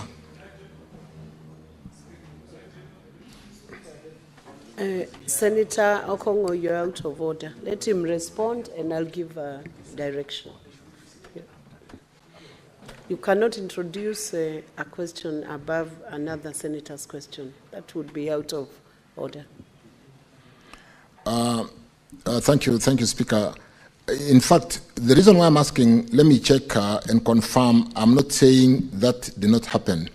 But you do know, sometimes when you apply for a license, you are given a provisional license to start works and do subsequent environmental certification. So I really need to bring the sequencing of the initial approval and whether this was a secondary basically requirement to submit the environmental reports and therefore get subsequent certification for compliance. But allow me to do that, and that's what I was requesting. I'm not disputing, but I'm saying let me get into the details because these are dates and numbers, and then therefore I would wish to basically delve into that because it will not happen that we are working on a project where there's been no environmental study and approval to do a project. Honorable CS, you'll have 7 days to check the documentation and supply any documents to show the sequencing of those certifications or licenses. Thank you, Speaker, and we'll endeavor to comply. With respect to the road safety, and which is really carnage ravaging our Kenyans, I want to empathize with the Nyasiongo market accident and the loss of lives, 8 lives there, and promise the Senator that I will immediately hereafter address the concern of the bumps. But we cannot be reacting all the time when there's an accident and then we go when we've lost lives. And there are various initiatives, including the ITS. There is so much in electronic, given the day and age in technology that we can employ to manage the drivers, to manage the vehicles on the road. We're doing a digital driving license with certain features to be able to do instant fines and manage the drivers. We are doing the junction cameras through the ITS systems. We are doing there's so much that we can do to be able to address that. But for this particular case for Nyasiongo, let me address that. And for most of the black spots, yes, we need climbing lanes so that sometimes with speed and the narrow sections on some of those black spots, the vehicle, when they kind of don't stay on the road because of the weight and so on and so forth, and because of the narrow nature of the road, the vehicle goes out of the road and sometimes it gets into a market or gets into where people are trading, causing untold suffering and deaths. And therefore, for this particular case, I will pay attention to, but I wish to hasten that we are doing a lot and I will be paying attention to what we need to do with NTSA, a whole authority just set to address the safety on our roads. We need to do more, and I do agree. But for Nyasiongo market, the bumps and whether we need to do that climbing lane that Mheshimiwa talked about, let me pay attention to that. I thank you. Thank you. Honorable Senators, we will move to the next question. Question number 77, Senator Agnes Kavindo.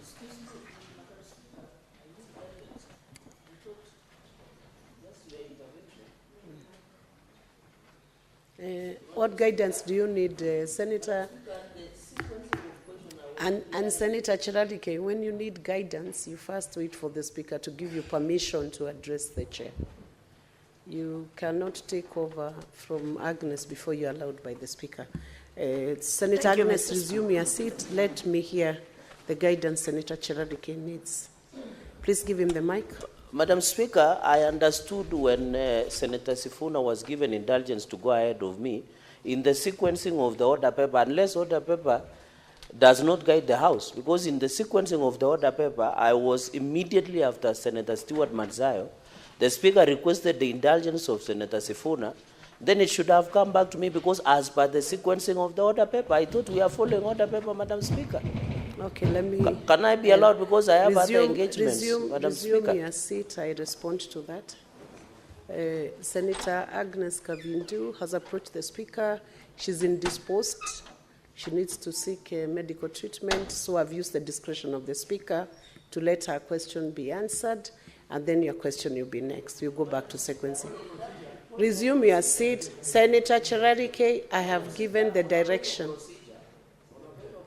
Resume your seat. Resume your seat. No. I've already exercised the discretion and given you explanation on that discretion. I have told you I reordered.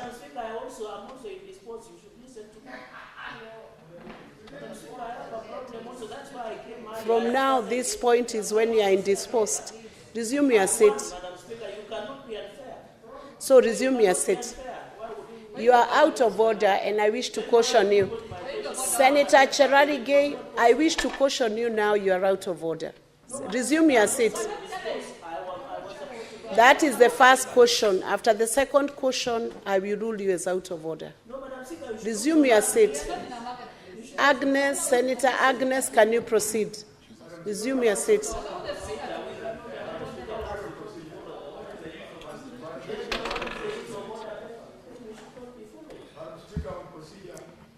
Thank you. Senator Halwale, allow Senator Agnes to proceed. I will listen to point of procedure after Senator Agnes has.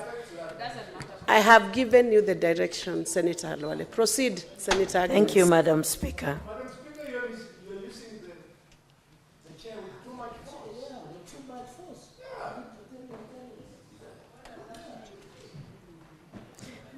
Thank you, Madam Speaker. I would like the CS to... I want to ask the CS my question. A, what are the reasons for the delay in completion of the Kakuku-Ekalakala-Matu Road in Machakos County? And what is the current status and projected timelines for its completion? B, are there any plans for the construction of a bridge to connect Thika River Ekalakala Isukoni ya Kadhini in Masinga Sub-County, Machakos County? C, when does the government plan to commence the reconstruction of Miu Yanganga Bridge in Masinga Sub-County, Machakos County, which was swept away by floods in 2019? And what are the projected timelines for its completion? D, what are the budgetary allocation for these projects in the 2024-2025 financial year? Thank you. Honorable CS, you may proceed to respond to that question.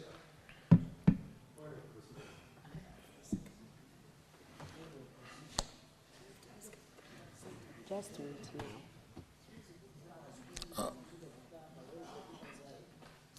Thank you, Honorable Speaker. Let me straight go to the first question. The main reason, Speaker, honorable members, for the delay of upgrading to pitman standard and performance-based periodic maintenance of Matu, Ikalakala, Kankuku, and Junction A3, Kathulani, Junction 439 Road is as a result of financial difficulties facing the main contractor. The project was contracted to Kito Civil Engineering Company Limited in 2017 and has faced significant challenges in completion. Having exhausted all administrative controls, the ministry commenced the process of terminating the contractor in October 2019 through KERA. to allow for a tendering of the works. The contractor, however, contested the termination in court, following which the matter was referred for arbitration. The contractor then requested to subcontract the works as an alternative to avert a lengthy litigation process that would further delay progress, and the request was granted in the interest of the greater public good. Subsequently, honorable members, Mheshimiwa Agnes, the contractor, has over time entered into several subcontracting agreements to facilitate the completion of works, the latest being the 20th February 2023, when Lido Supplies and General Traders Limited was brought on board. As at now, the subcontractor have collectively delivered 16 kilometers of tarmac at the Kalakala Matu and the junction A3 Katulani Junction, C439 road, section translating to 54% completion status with some 92, almost 93 months, which is really totally, that's the elapsed time. However, on March 2024, the subcontractor left site citing non-payment of dues. The ministry has recently paid a total of 88 million Kenya shillings to the contractor of the project through what we recently did to raise funds, and the subcontractor has since committed to resume works before the end of June 2025. Allow me to basically follow up and confirm that, because we did a settlement agreement to pay pending bills, and one of the conditions in the settlement agreement was resumption of works to receive that 40% payment. We are planning to pay an additional 40% before the end of this month, and it will be based on performance. So I'll be following up, Mheshimiwa Senator, to confirm that resumption has happened, because we can all agree that that has not been acceptable. But with the myriad of court processes and pending bills, with the solution having been reached through the recent payment, allow me to basically address that. On the second question, we are aware of the need to construct a structure to facilitate access along the Thika River, Galagala, Ishuko, Yakathini Road, C438 in Masinga constituency to connect in Machakos County. The road serves as a link to Ikalakala ward in accessing roads such as Mutasha, Ithanga Hills, and the larger Masinga Ndithini region. The cost of constructing an adequate structure is Kenya shillings 20 million, and the construction shall be undertaken upon availability of funding. Not a very adequate. Allow me again to pay attention to that and see how we can quickly expedite funding for this particular bridge. On the third question, I wish to state that the reference Miu Yanganga Bridge in Masinga Sub-County has been designed for construction as a twin cell box culvert. The ministry is aware of the importance of the structure as it links the Kayole Mataka Kikule Road in Masinga constituency, Machakos County, providing a key transport link across the Miu Yanganga River and improving access within the Ndithini area. The cost of constructing the structure is estimated at 15 million, and a funding request for the same has been raised for consideration. The ministry, through KERA, shall procure and undertake works on the structure as soon as a budgetary provision is made. And let me also undertake to follow up that, because it's one thing to build roads with no structures connecting the two roads. And on the final one, the two structures were not allocated a budget on the financial year 2024-25, since they are at preliminary pre-construction stages, including designing of the structures. But that was 2024-2025. Allow me also to check, Honorable Senator, the status in the current budget 25-26, and I will do that. I thank you. Do you have a supplementary question to that? Senator Kavimbo. Yes, Madam Speaker, thank you. Sorry, my voice is disappearing, but I'll try to strain. Bwana CS, you know, like that Kadhini, in 2016, we lost 5 people. They were drowned. And to date, they've not been compensated. And those people, when they want to go to Masinga, which is their local town, they go through 3 counties.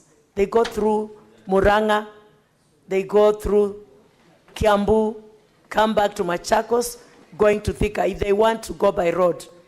And the way they cross there by just simple boats that they construct.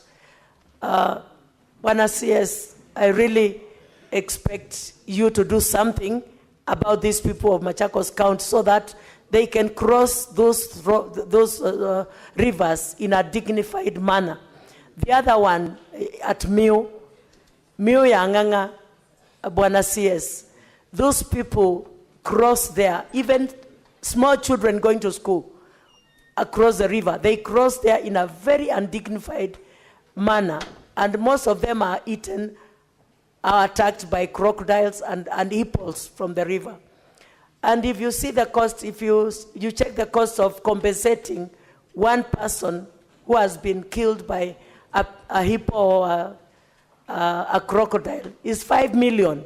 So if we lose as many people as we are losing, we've already compensated 9 people. That is 9 times 5 million. If you do the cost of compensating the people and building the bridge, to build a bridge is cheaper than compensating the people when they die. And we are talking of school children who are crossing those rivers going to school the other side. So, Bwana CS, kindly, I hope Madam Speaker will give you maybe a very limited time to respond to this so that we can move forward and my people of Machakos can be adequately supported by this government. And this road I'm talking about was launched, I remember when I was in Jubilee. Senator Kavindu, No, let me just finish this. It's a little one. It's just a little one I'm doing. Listen, Senator Kavindu. In 2017 is when I spoke about this road. Kavindu, and this is 2025. Senator Kavindu, you need to abide when the Speaker calls you to respond.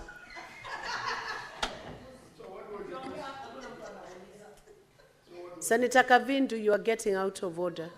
Resume your seat. Honorable CS, proceed. Honorable Speaker, in the interest of time, I think Senator Kavindu was just stressing the importance of getting these 2 crossings to be built, and I undertook that I will really pursue the 2 bridges. In fact, we have some funding to address bridges in Kenya because we all have challenges with crossing across many rivers across the whole country. So, Senator Agnes Kavindu, I undertook, I will address the 2. I thank you. Next question.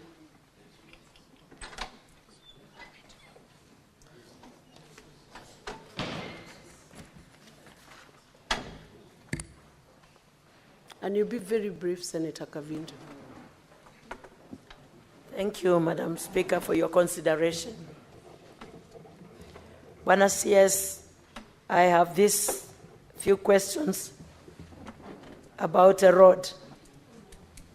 And A, could Cabinet Secretary provide a status update on the upgrading of the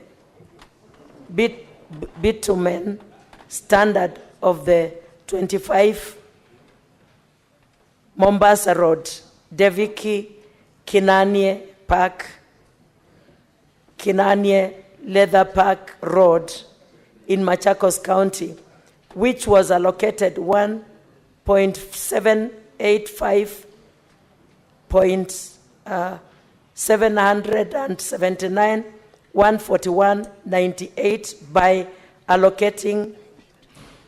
the Kenyan Urban Road Authorities, KURA, and explain how the road works align with the contract terms and road design specifications. B, could the Cabinet Secretary explain the reason for the delay in the completion of the project, which commenced on 15th July 2021 with a contract period of 36 months and expected completion of 14th July 2024. C, what measures has the ministry put in place to ensure the timely completion of all the current complete road projects by KURA and the Kenya Rural Roads Authority, KERA, in Machakos County, and could the Cabinet Secretary provide respective timelines on the same? Thank you, Mr. Speaker.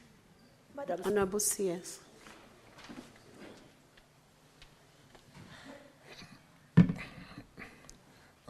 Thank you, Speaker. Thank you, honorable members. Allow me to rush through this question very quickly, because I did visit this road in the last 3-4 weeks. Defki Kanani Park, or to Kanani Leather Park, which is a big special economic zone out there in Machakos County, and which has a contractor called China Aerospace on the contract amount of 1.785. This road is a significant artery that will open job opportunities in the leather processing park, in what our president normally refers to. It's a ready market, because we need to make, to value add our leather to make shoes for our school-going children. There's a ready market from leather, which today is not processed and sometimes being fed to the dogs. And Senator Kavindu, I've been told to personally supervise that road and complete it in the next 6 months. That road has now been provided full funding, and the contractor will not stop until completion. Let me just answer that on that particular road, and I have driven on that road in the last 3 weeks. We've provided full funding. More importantly, because it's important to do the road, but we need to open Kanani Leather Park. And therefore, I want to assure you, within the next 6 months, in spite of the status of the road today, we will complete construction of that road. I think that would suffice to answer A, B, and C. And I can undertake that because I've been told to personally take on that project to ensure that we open Kanani Leather Park. With respect to the roads which are currently going on in Machakos County, is that number C? Following the clearance of most of the bending bills, which we have just done, we didn't really complete. We paid 40%, and we are paying another 40% in a short while, maybe by end of this month. The contractor resumed works and requested an extension time, which was reviewed and approved, setting the revised completion for the project to 2026. But this is the one which I've said we are not giving up to 2026. We need to finish before the end of this, in the next 6 months, which is just by end of year. Again, because in the interest of time, and I see the mood of the House, I've given a schedule of all the roads in the county, very comprehensive. Allow me not to go through it. I've mentioned, for example, Kenol, Ngoleni, Kaani, Muthituni, Kaseve, with Nyoro construction, a road length of 38 kilometers, the cost of the project, what we've been able to do, and the schedule is basically clear there. You will basically see amounts that we paid in 24-25, and to the extent that we have cleared or paid 40% of the bending bills, and we have another 40% to pay for the outstanding bending bills. We are pushing contractors to get back to work and do what they must do. And allow me to basically stop on that, because the table bringing out the various roads in the county is being presented in a fairly clear way. I thank you. Thank you, Honorable CS. And I believe the second question is answered effectively. You have an extra question. I was hoping that you would not have. Do you have a supplementary?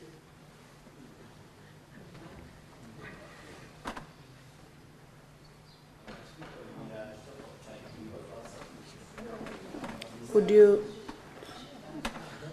Senator Agnes, in the interest of time, just ask one question, then others can have an opportunity to ask. Proceed. Actually, I won't ask any other question. I'm satisfied.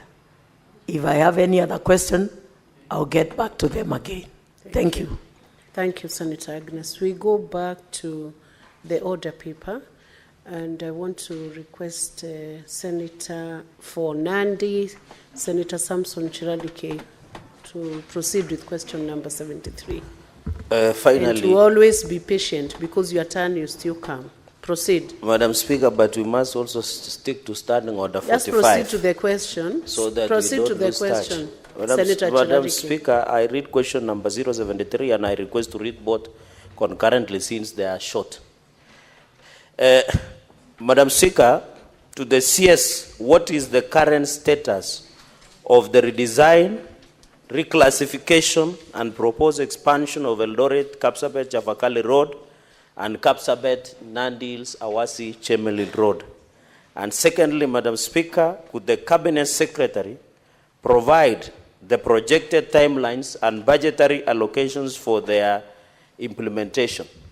My second question, Madam Speaker, is question number 074, sorry. To the Cabinet Secretary, could the Cabinet Secretary provide the implementation status and expected timeline for the expansion of Nairobi, Nakuru, Eldoret corridor inclusive of Malaba, particularly the dualling of Rironi Nakuru and Nakuru Eldoret Malaba highways, which are critical in easing congestion along the northern corridor? And finally, Madam Speaker, could the Cabinet Secretary indicate the identity of the contractor for the projects as well as the funding arrangements? I thank you. Thank you, Senator Chiradike. Honorable CS, you may proceed to answer. That means you have been combined for question number 73 and 74, I believe. Yes. Thank you, Chair. Thank you, Senator Chiradike, for those questions. The current status of design for Eldoret, Kapsabet, Chavakali, and Kapsabet Chemelil. Honorable Speaker,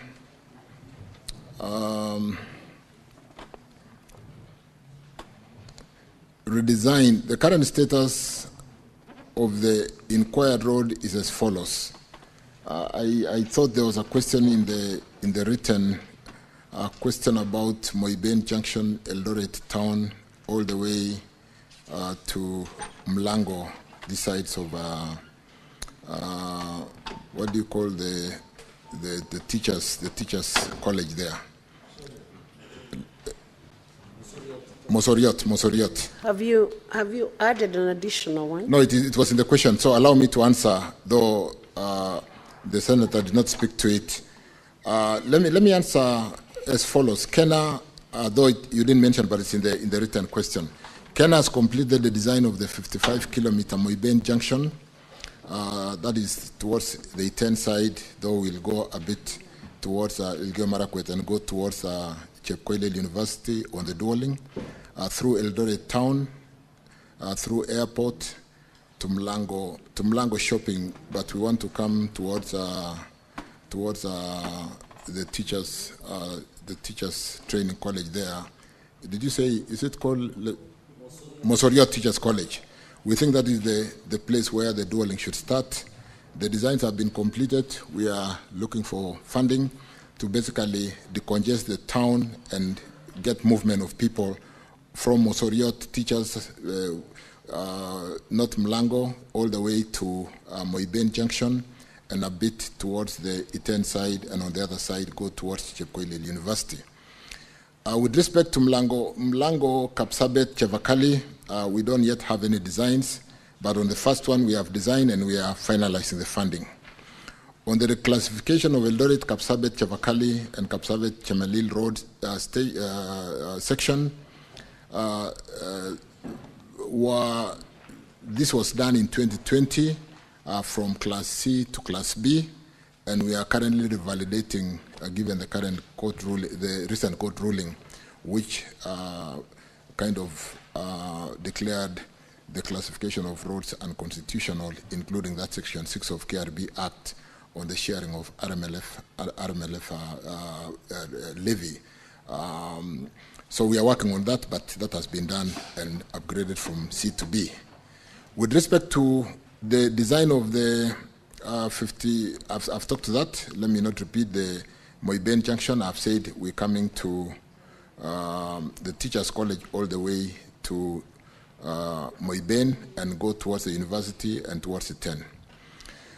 With respect to the maintenance of the Eldoret, Chebarbar, Kapsabet, Nandi Hills, and Kapsabet, Chepsonoi, and periodic maintenance contract for Javakali, Chepsonoi, which was also in the question paper, that is ongoing, and the works under those contracts are expected to commence shortly because they went to tender. I think we had to retender because there was a small challenge. The design of the 55 kilometer Moiben Junction, Eldoret Town Road, Airport, Mlango Shopping Road is complete. And like I said again, I don't know why I've repeated myself quite a bit on that, but we have stretched from Mosoriot all the way to what I did mention. The next question with respect to 74, let me just quickly go to 74, and because of time again, I'll spend a bit of time with Cherargei outside here because I understand that region well and we are doing quite a bit of some work there. Could the Cabinet Secretary provide implementation status and timelines for the expansion of Nakuru? Just to remind ourselves, Nairobi, Nakuru, that is Rironi. Rironi is where the current dualling ends and goes all the way to Nakuru, to Eldoret, and all the way to Malaba. We've done, let me just go in a structured way. The Ministry of Roads and Transport, through the designated contracting and implementing authority, KENA, is preparing to launch a new procurement. I think this answer was written a while ago. We are in the process of project development under the PPP process. We have gotten a number of concession proponents, and they are currently going through development phase. And we expect, all going well, to break ground before the end of August for Rironi, Nakuru, Mau Summit. And we will do Rironi, Maimayu, Naivasha as a bypass. It is called A8 South.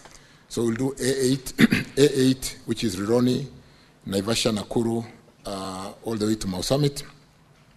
And we'll also dual A8 South, which is Rironi, Maimayu, Naivasha, to be able to remove that challenge of congestion on that road. So as we speak, we don't have a contractor. They are currently being evaluated through the PPP process. They are at development phase. So when you drive on that road today, you will find some people drilling the road to check the profile of the geotechnical work in terms of the structure of the soils. We have given them some 10 days to finish that and give us the response so that if we were to award, we'll then be able to answer the second question on who are the contractors. Senator Mofaya, you are bordering on being out of order now. You cannot do your phone call within Senate when the Cabinet Secretary is responding. So I thought it was a supplementary question, sorry. Honorable Speaker, Honorable Cherargei will be able to pronounce who are the contractors as soon as the PPP directorate does. And we are really working with speed because we do appreciate that Kenyans have suffered on this road with the kind of congestion, sometimes people sleeping on the road. So we expect to break ground, given successful process, we'll be able to break ground before the end of August next month. With respect to the design of Chepterit, Eldoret, Leseru Junction, the design proposes dualing the whole length of road from Cheptiret to Leseru Junction, and construction shall be carried out again because Mheshimiwa Cherargei knows this road very well. We are going to work from this side called Kiblaskei, go through Eldoret town, all the way to Mailetisa in Leseru side on that side. We can have more discussion on that outside because of time. I think I've adequately addressed Cherargei's question. Thank you. Senator Cherargei, do you have a supplementary? Yeah, can proceed. I'll just give one supplementary for the entire questions, Madam Speaker, so that I can allow my colleagues. Just one comment, one question to the CS. Of all these roads that interconnects between Chavakali, Kapsabet, and Nandils, there are roads like Nandil, Simaki, Tulua, Chepterua, Chepsaita, Madam Speaker, and repair of Chepterit Mo University, where they are using Maram and Tamak instead of using Tamak. That is Chepterit Mo University. And then there is this road of Jemuswa Danger. They are all interlinked and Celia. I'm happy, Madam Speaker, through the CS that Celia, Talai, and Timborwa, Baraba, Potapoto, the contractor is on site. But on these other roads from Nandil, Sibaki, Tulua, Chepterua, Chepsaita, Chepterit Mo University, and Chemuswa Danger, there is nothing on it. Can the CS, as they say in Catholic, sema neno moja tu na roho yangu itapona? Can he say something about this interconnect road? I thank you. Senator Cherargei, do you need your roho to ponya, and why are you mixing the parliamentary languages? Proceed, Honorable CS. I hope you do understand the two languages. Honorable Speaker, members, I think we've done quite a bit to unlock, like Chemuswa Danger on the other side, it is the same contractor and they have started from one side. Do we move the contractor to the other side? Do we get two gangs so that one gang starts from the other side? And yes, we are able to do that given the fact that we've lately paid the contractors. And I'd like to encourage members, when you drive past and meet some of these contractors, we need to talk to them. They were in a really very sorry state. We owed them money, they owed subcontractors money, they owed suppliers of cement, steel, they didn't pay salaries. But with the unlocking of that challenge, I want to confirm that, without repeating that, all those roads that Senator has talked about are funded in the current financial year. And I would like to spend some time with Senator to confirm that. And therefore, and it's the same thing across the whole country. We've really done fairly well with the unlocking of the bending bills and ensuring that every road that has a contractor has at least a milestone funding in the year 25-26 to ensure that we do not only pay them for the bending bills, but we have money to pay them for the subsequent certificates they are yet to give us. All those roads, Senator, have been funded. And I want to spend some time outside here with you sometimes to confirm that. I thank you. I'll allow Senator Joyce, Senator Boni Halwale to ask supplementary questions on that. Senator Joyce. Yeah, thank you very much, Madam Speaker. I would want to really appreciate the CS for the way he's handling the ministry, but I still have one question, which I know is brief to it. I don't know what the plans the ministry has concerning a road that is sharing the same problem with what Honorable Cherargei has said, that is the road from Chebole to Shongiroi to Emurwadigir, Silibwet, Olengurwani, Silibwet, Chamaner, and Kiagong, Sigor, what are the plans that the ministry has? Because these are the roads that have been having a challenge with the bending bills, and they have been in construction for the last 4 years, and the same roads are also getting worn out before even they are completed. Can the CS respond to that? Thank you. Senator Joyce, I think you've breached the rule of giving a supplementary question springing from the principal question. But I do not know whether those places you have mentioned are connected to the roads that Senator Cheralige asked about, and whether Honorable CS would be prepared to answer that from the top of his head without having prepared for it. Honorable CS, are you able to respond to that? It has no relation. He's the CS for transport and roads in Republic of Kenya. So let him respond for himself. CS, Honorable CS. Thank you, Speaker. I drove on that road called Darajasita Chebole this weekend, and I think they'll finish recarpeting in the next 2 weeks. With respect to Chebole, Labotiet Digir, we are reconstructing starting this financial year. Kiogong, Sigor, Chebunyo is ongoing because of the bending bills payments. The contractor is on site, and the Senator may be aware of that. And on Silibwet, Merigi, Kapkimolu, Longisa, the contractor is on site. I think he's giving us an additional certificate. We paid the bending bills in December, and they have done 7 kilometers of tarmac, and we have money to pay, and it will continue for the next milestone. Thank you. Olengurwane, which one is that? Olengurwane to Silibwet on the other side. We also funded it in this kind of financial year, and will be tendering for that road to be rebuilt. I thank you. Senator, thank you, CS. Senator Boni Halwale. Madam Speaker, on question 74, dwelling Rironi all the way up to Malaba. When Cabinet first announced, you told the country that that's exactly the project you're going to do. But now, in the House, you have shifted goalposts. You are saying you'll stop at Mau Summit so as to allow you to now go to Mai Mahiu and hopefully Narok. Are you doing this, Minister, so as to once again lock out Western Kenya from this modern process? My last question, Madam Speaker, is on 73 about Kapsabet Chabakali Road. Madam Speaker, this road reaches Chepsonoi, goes to Chabakali, and goes to Shinyalu and Kakamega. The President announced 2 months ago, while at Shinyalu Market, that he's putting money on this road. Chepsonoi, Shinyalu, Kakamega.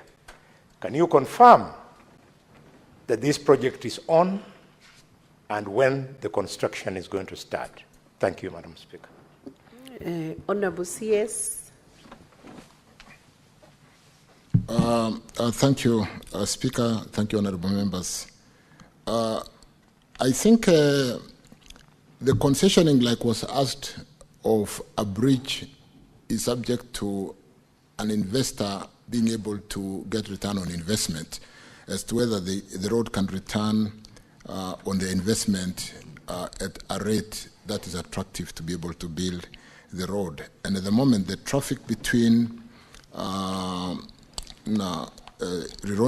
Nakuru, and I think we've moved all the way to Mau Summit, is where we've gotten interest from the investors.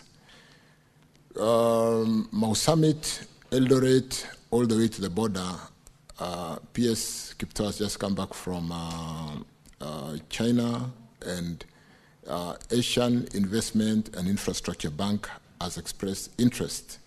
And so we are working on that section of the road albeit it may not have the kind of traffic to attract investment, will put government funding through this Asia Infrastructure Investment Bank, which has been discussed and agreed on, and will be working to finalize that. Because don't forget, honorable members, or just to remind you that this is the Northern Corridor, which I just had I was hosting the Council of Ministers for the Northern Corridor Transport Corridor in Kenya last Friday. And to just remind us that Kenya is an anchor state with the advantage of Mombasa port service in Uganda, Kigali, all the way to DRC and South Sudan. It is in our interest to open the corridors so that we do the transit trade and take advantage or competitive opportunity as a country while we service those countries. So it's in our interest to build that corridor to complete at the border. And then, like I said, Asian Infrastructure Investment Bank is working with us on that road, on that section of the road. With respect to this road from Kapsabet going all the way to Chepsonoi and to Kakamega, again, we can have a discussion outside here. It is funded. It is currently, I think tenders have just closed, so they're closing tomorrow. And it was retendered. We'll award and quickly start building that road to pitment standard. Thank you. So I confirm funds are available. It has been tendered, it's been designed, it's been tendered. Unfortunately, the first tender had a challenge and it was retendered. And we'll seek to award this time round and get the contractor and start building that road. Thank you, Speaker. Thank you, honorable members. Thank you, and I appreciate coming to really lay clarity on any areas on the road infrastructure for this country. Thank you, Speaker. Thank you, Honorable CS. We'll now go to question number 88. Senator for the Rakanidi County. Thank you, Madam Speaker, for this opportunity. I want to know from the CS roads criteria that the roads board uses to determine the allocation of the roads maintenance levy fund, that is RMLF to each county. But two, Honorable Speaker, could the Cabinet Secretary explain the significant reduction in the RMLF allocation in the Rakanidi County from 111 million in the financial year 2023 to 2024 to 70 million in the financial year 2024-2025? Honorable CS.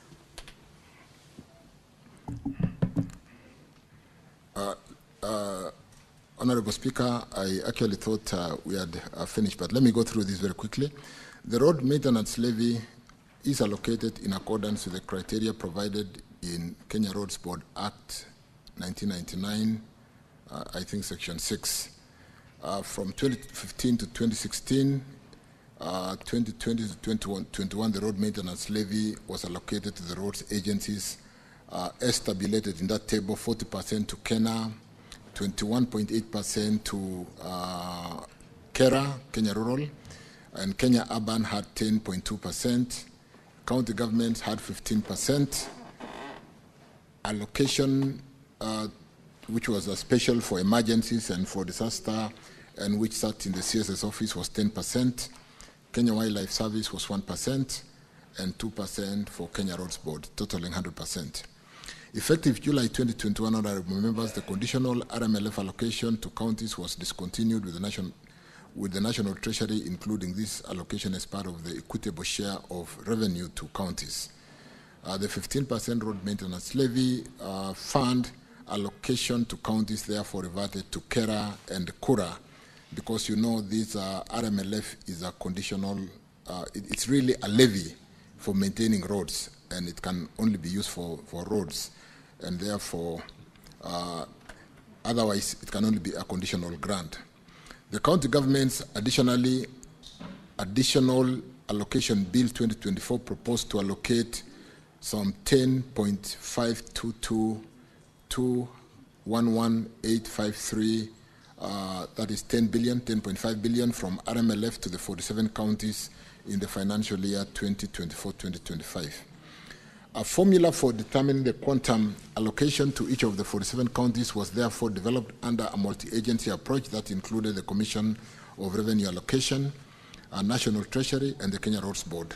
The formula took into account 5 factors, including basic equal share, length of the road, network, and proportion of paved and unpaved road in each county, the climate condition, the soil types, the rural index, which include including the traffic on the roads, the class of the road, which is not mentioned here, and all those factors, all those are factored in the formula as drivers to the allocation. Each of those factors, honorable members, was assigned weights as tabulated in that table, which I don't wish to go through, in terms of weight of main criteria and sub-criteria and weight of and percentages thereof. These criteria were to take effect in the financial year 2024-25 in the event that the county governments were to benefit from the road maintenance levy allocation. However, the proposed allocation of 10.5 billion was the subject of dispute between the National Assembly and the Council of Governors, resulting in a court case that was determined sometimes last month, in November 2024, Kenya Roads Board disbursed 3.682,774,149 billion to, or 3.68 billion to counties using the formula, with Tharaka Nithi receiving 55.9 million as shown in the response there. Kenya Roads Board honorable members did not allocate funds to counties in the financial year 23-24. Going forward, Kenya Roads Board may resume allocating roads maintenance levy to the counties based on the guidance of this House and the High Court. But let me hasten to say there's been further development since I gave that response to the House, that after the court ruling, we are working with the National Assembly and will be coming to the Senate to agree on the formula and the sharing, because the court did declare Section 6 of the KRB Act, which has that formula, unconstitutional. So we need to amend that section quickly through the 2 houses, because under Schedule 4 of the Constitution, the roads are devolved, is a devolved function, with policy and certain aspect being with the national government and the county government having certain aspects as defined in the Constitution. And therefore, we are working quickly to unlock that challenge and be able to disperse RMLF, because as we speak today, we are unable to disperse RMLF because that Section 6 of the Kenya Roads Board Act has been declared unconstitutional.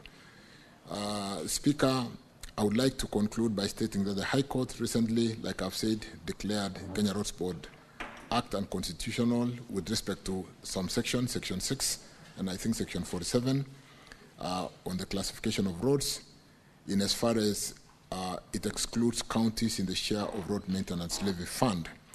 The State Department of Road is working closely with the Attorney General, like I said, the National Assembly, and will be working very closely with the Senate, because that is a bill amendment or an amendment that basically will require passage by Senate, and if we work closely together so that we avoid mediation, we'll be able to unlock that challenge and be able to disperse RMLF to support, manage our roads, which are not in very good state, particularly after the April rains.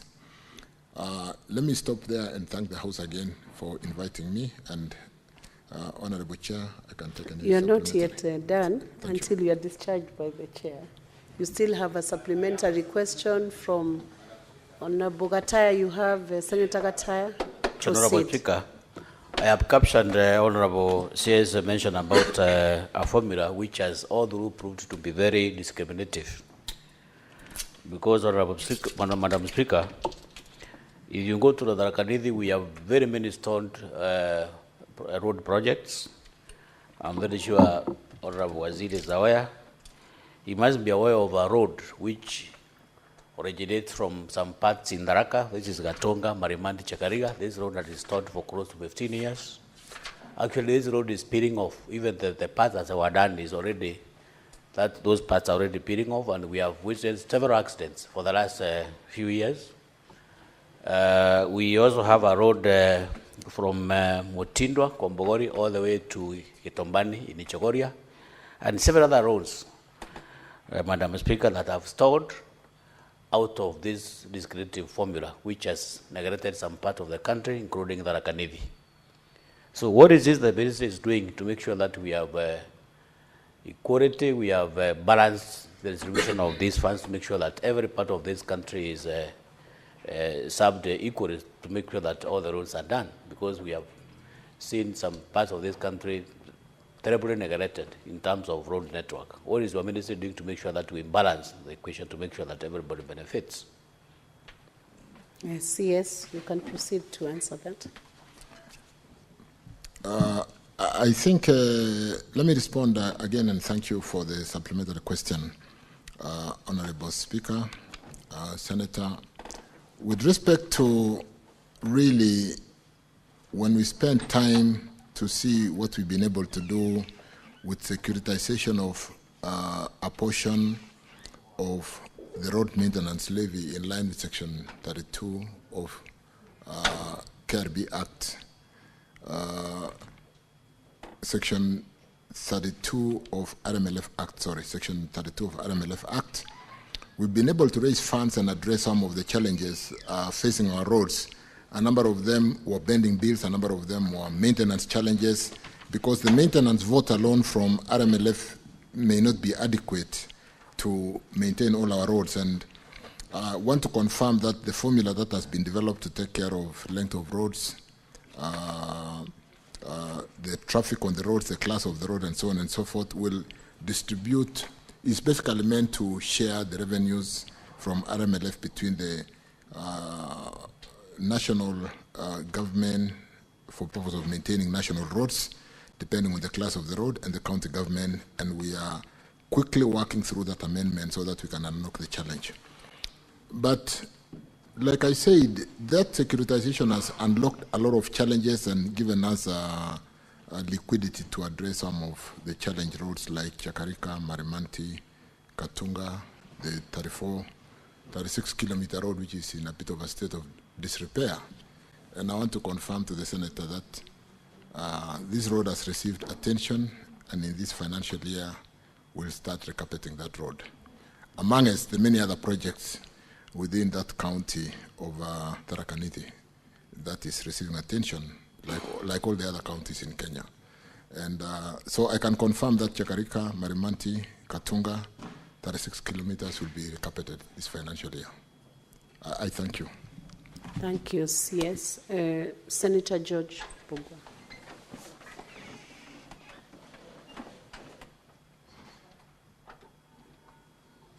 Can you give him the mic? Thank you, Madam Speaker. CS, in the previous financial year, there was some money which were allocated and disbursed to counties, but they didn't clear pending bills for the contractors. What is your ministry doing through the Kenya Roads Board to ensure that the counties don't start new projects before they pay the pending bills for the work which was done previously? Thank you. CS. I think with respect to really accounting standard and fast charge, where debt should really be paid ahead of even paying ourselves salaries, what we have done with the securitized 7 shillings is accrued all the pending bills for every road in Kenya, and we will clear those pending bills with the raising of that 175 billion. So the pending bills up to December 2024 will really be addressed without any favor in terms of, like we've paid everybody for the first 40% of the amount we owe. We are paying the next 40% of the balance by end of this month, maybe first week of August. And what we did in the budgeting before really picking on any new project is to make sure we provided funding for at least 1.5 or 2 certificates for the works, for the new certificate that will come, so that we don't accrue pending bills again.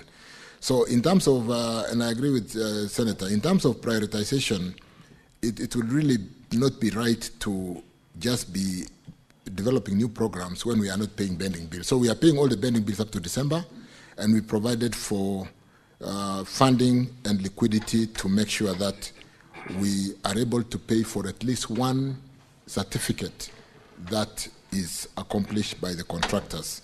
So I want to assure this House, Honorable Speaker, members, that we are on top of this, and we'll try to, as much as possible, minimize that challenge of accruing pending bills while we are developing new projects.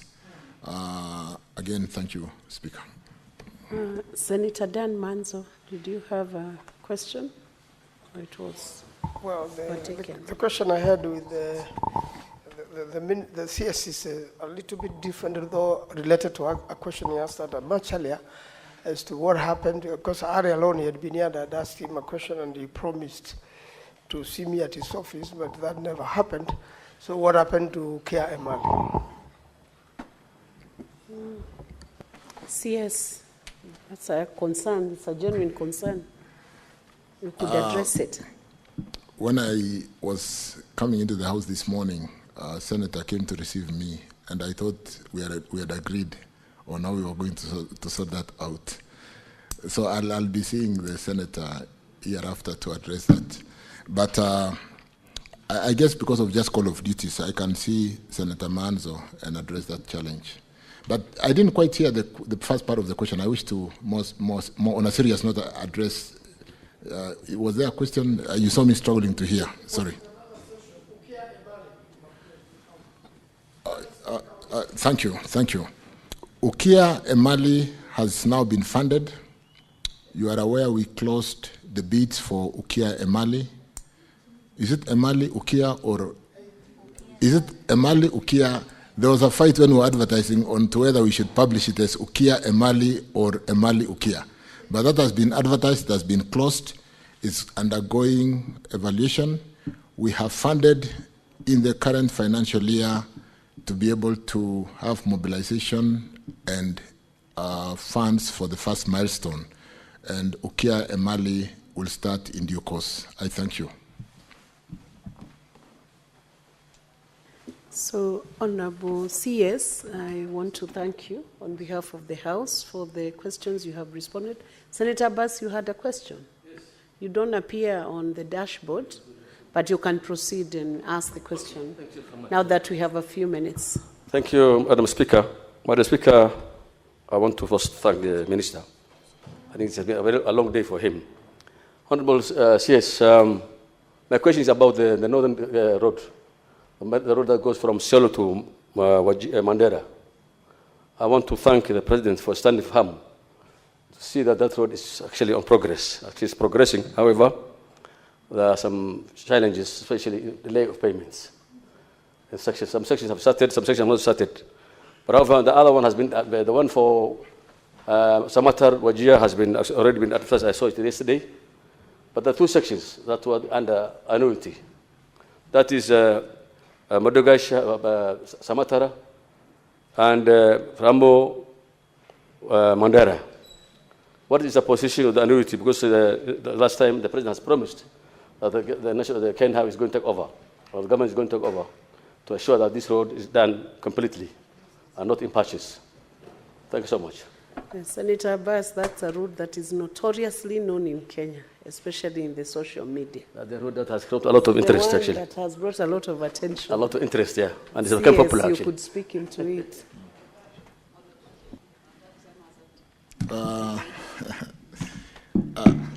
Yeah, there's a lot of work happening here. This corridor, honorable members, totals about 766 kilometers, quite a lengthy road.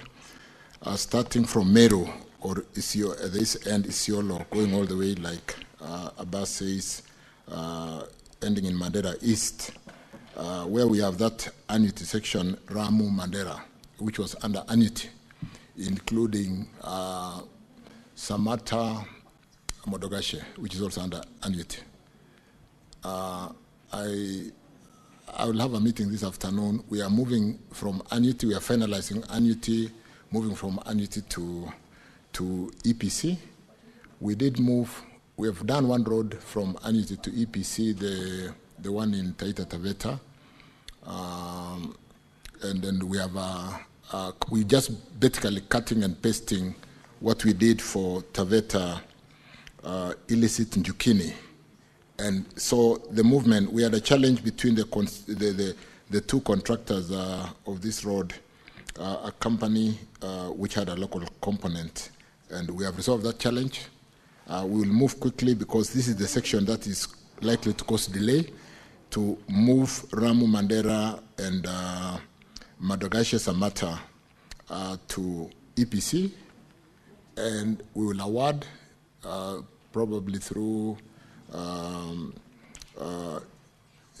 unlimited, what do you call, the specially permitted procurement method, because there was already a contractor, and start that section of the road. You will have noted that the other section of the road, which was in the papers just the other day, is that section where we had the Arab funding, and which we really need to close quickly. That is the section between Samata to Ajia. Those are the only challenge two sections, and I have instructions to make sure that the whole corridor is open at the same time. So we'll accelerate Madagascar Samata and Ramu Mandera to move from annuity to EPC and work with the Arab Bank on what we advertised yesterday to finish Samata to Ajia, and the whole corridor will have contractors. We have resolved the insecurity challenges. I think we have really attention from our forces inspecting and supervising the construction. The section, for example, like Isiolo Kulamawe or Kulamawe to Modogashe, with this contractor called China State Construction, there's very good progress, and today at about 45% completion. So there's very good work on this corridor that will open our northern part of Kenya to be like the rest of Kenya. Thank you, Chair. Thank you, members. Thank you. Senator Issa Boy, I'll give you almost like 1 minute only to ask. Thank you, Madam Speaker. My question is just a very simple one. There is a road from Lungalunga to Vanga, Mr. Minister, but that road from Vanga to Lungalunga, there is just 1 kilometer to reach Vanga. It's almost now 4 years. It has not been completed. That's my question, please. Please comment on that road within a minute. I don't have the details on Lungalunga to Vanga, but I can tell you on any road with a contractor at the moment, because of the bending bill challenge. Let me pick up that. Check 1 kilometer should not be a big issue, particularly if there's been a contractor and the issue is a bending bill. I can, because we've paid each and every contractor the first 40%, we are paying the next 40% in a short while. And the settlement agreement we did with the contractors was they go back to work. So allow me to check on that, and I don't see a big challenge on a major road with 1 kilometer and a road which is linking us on that corridor. Thank you. Thank you, Honorable CS, for the effort you have given in answering all those questions. There were quite many, and it is good to know that your ministry is looking into the road infrastructure. Honorable Senators, it is now 1 p.m., time to adjourn the House. The Senate therefore stands adjourned until later today, Wednesday, 16 July 2025 at 2:30 p.m.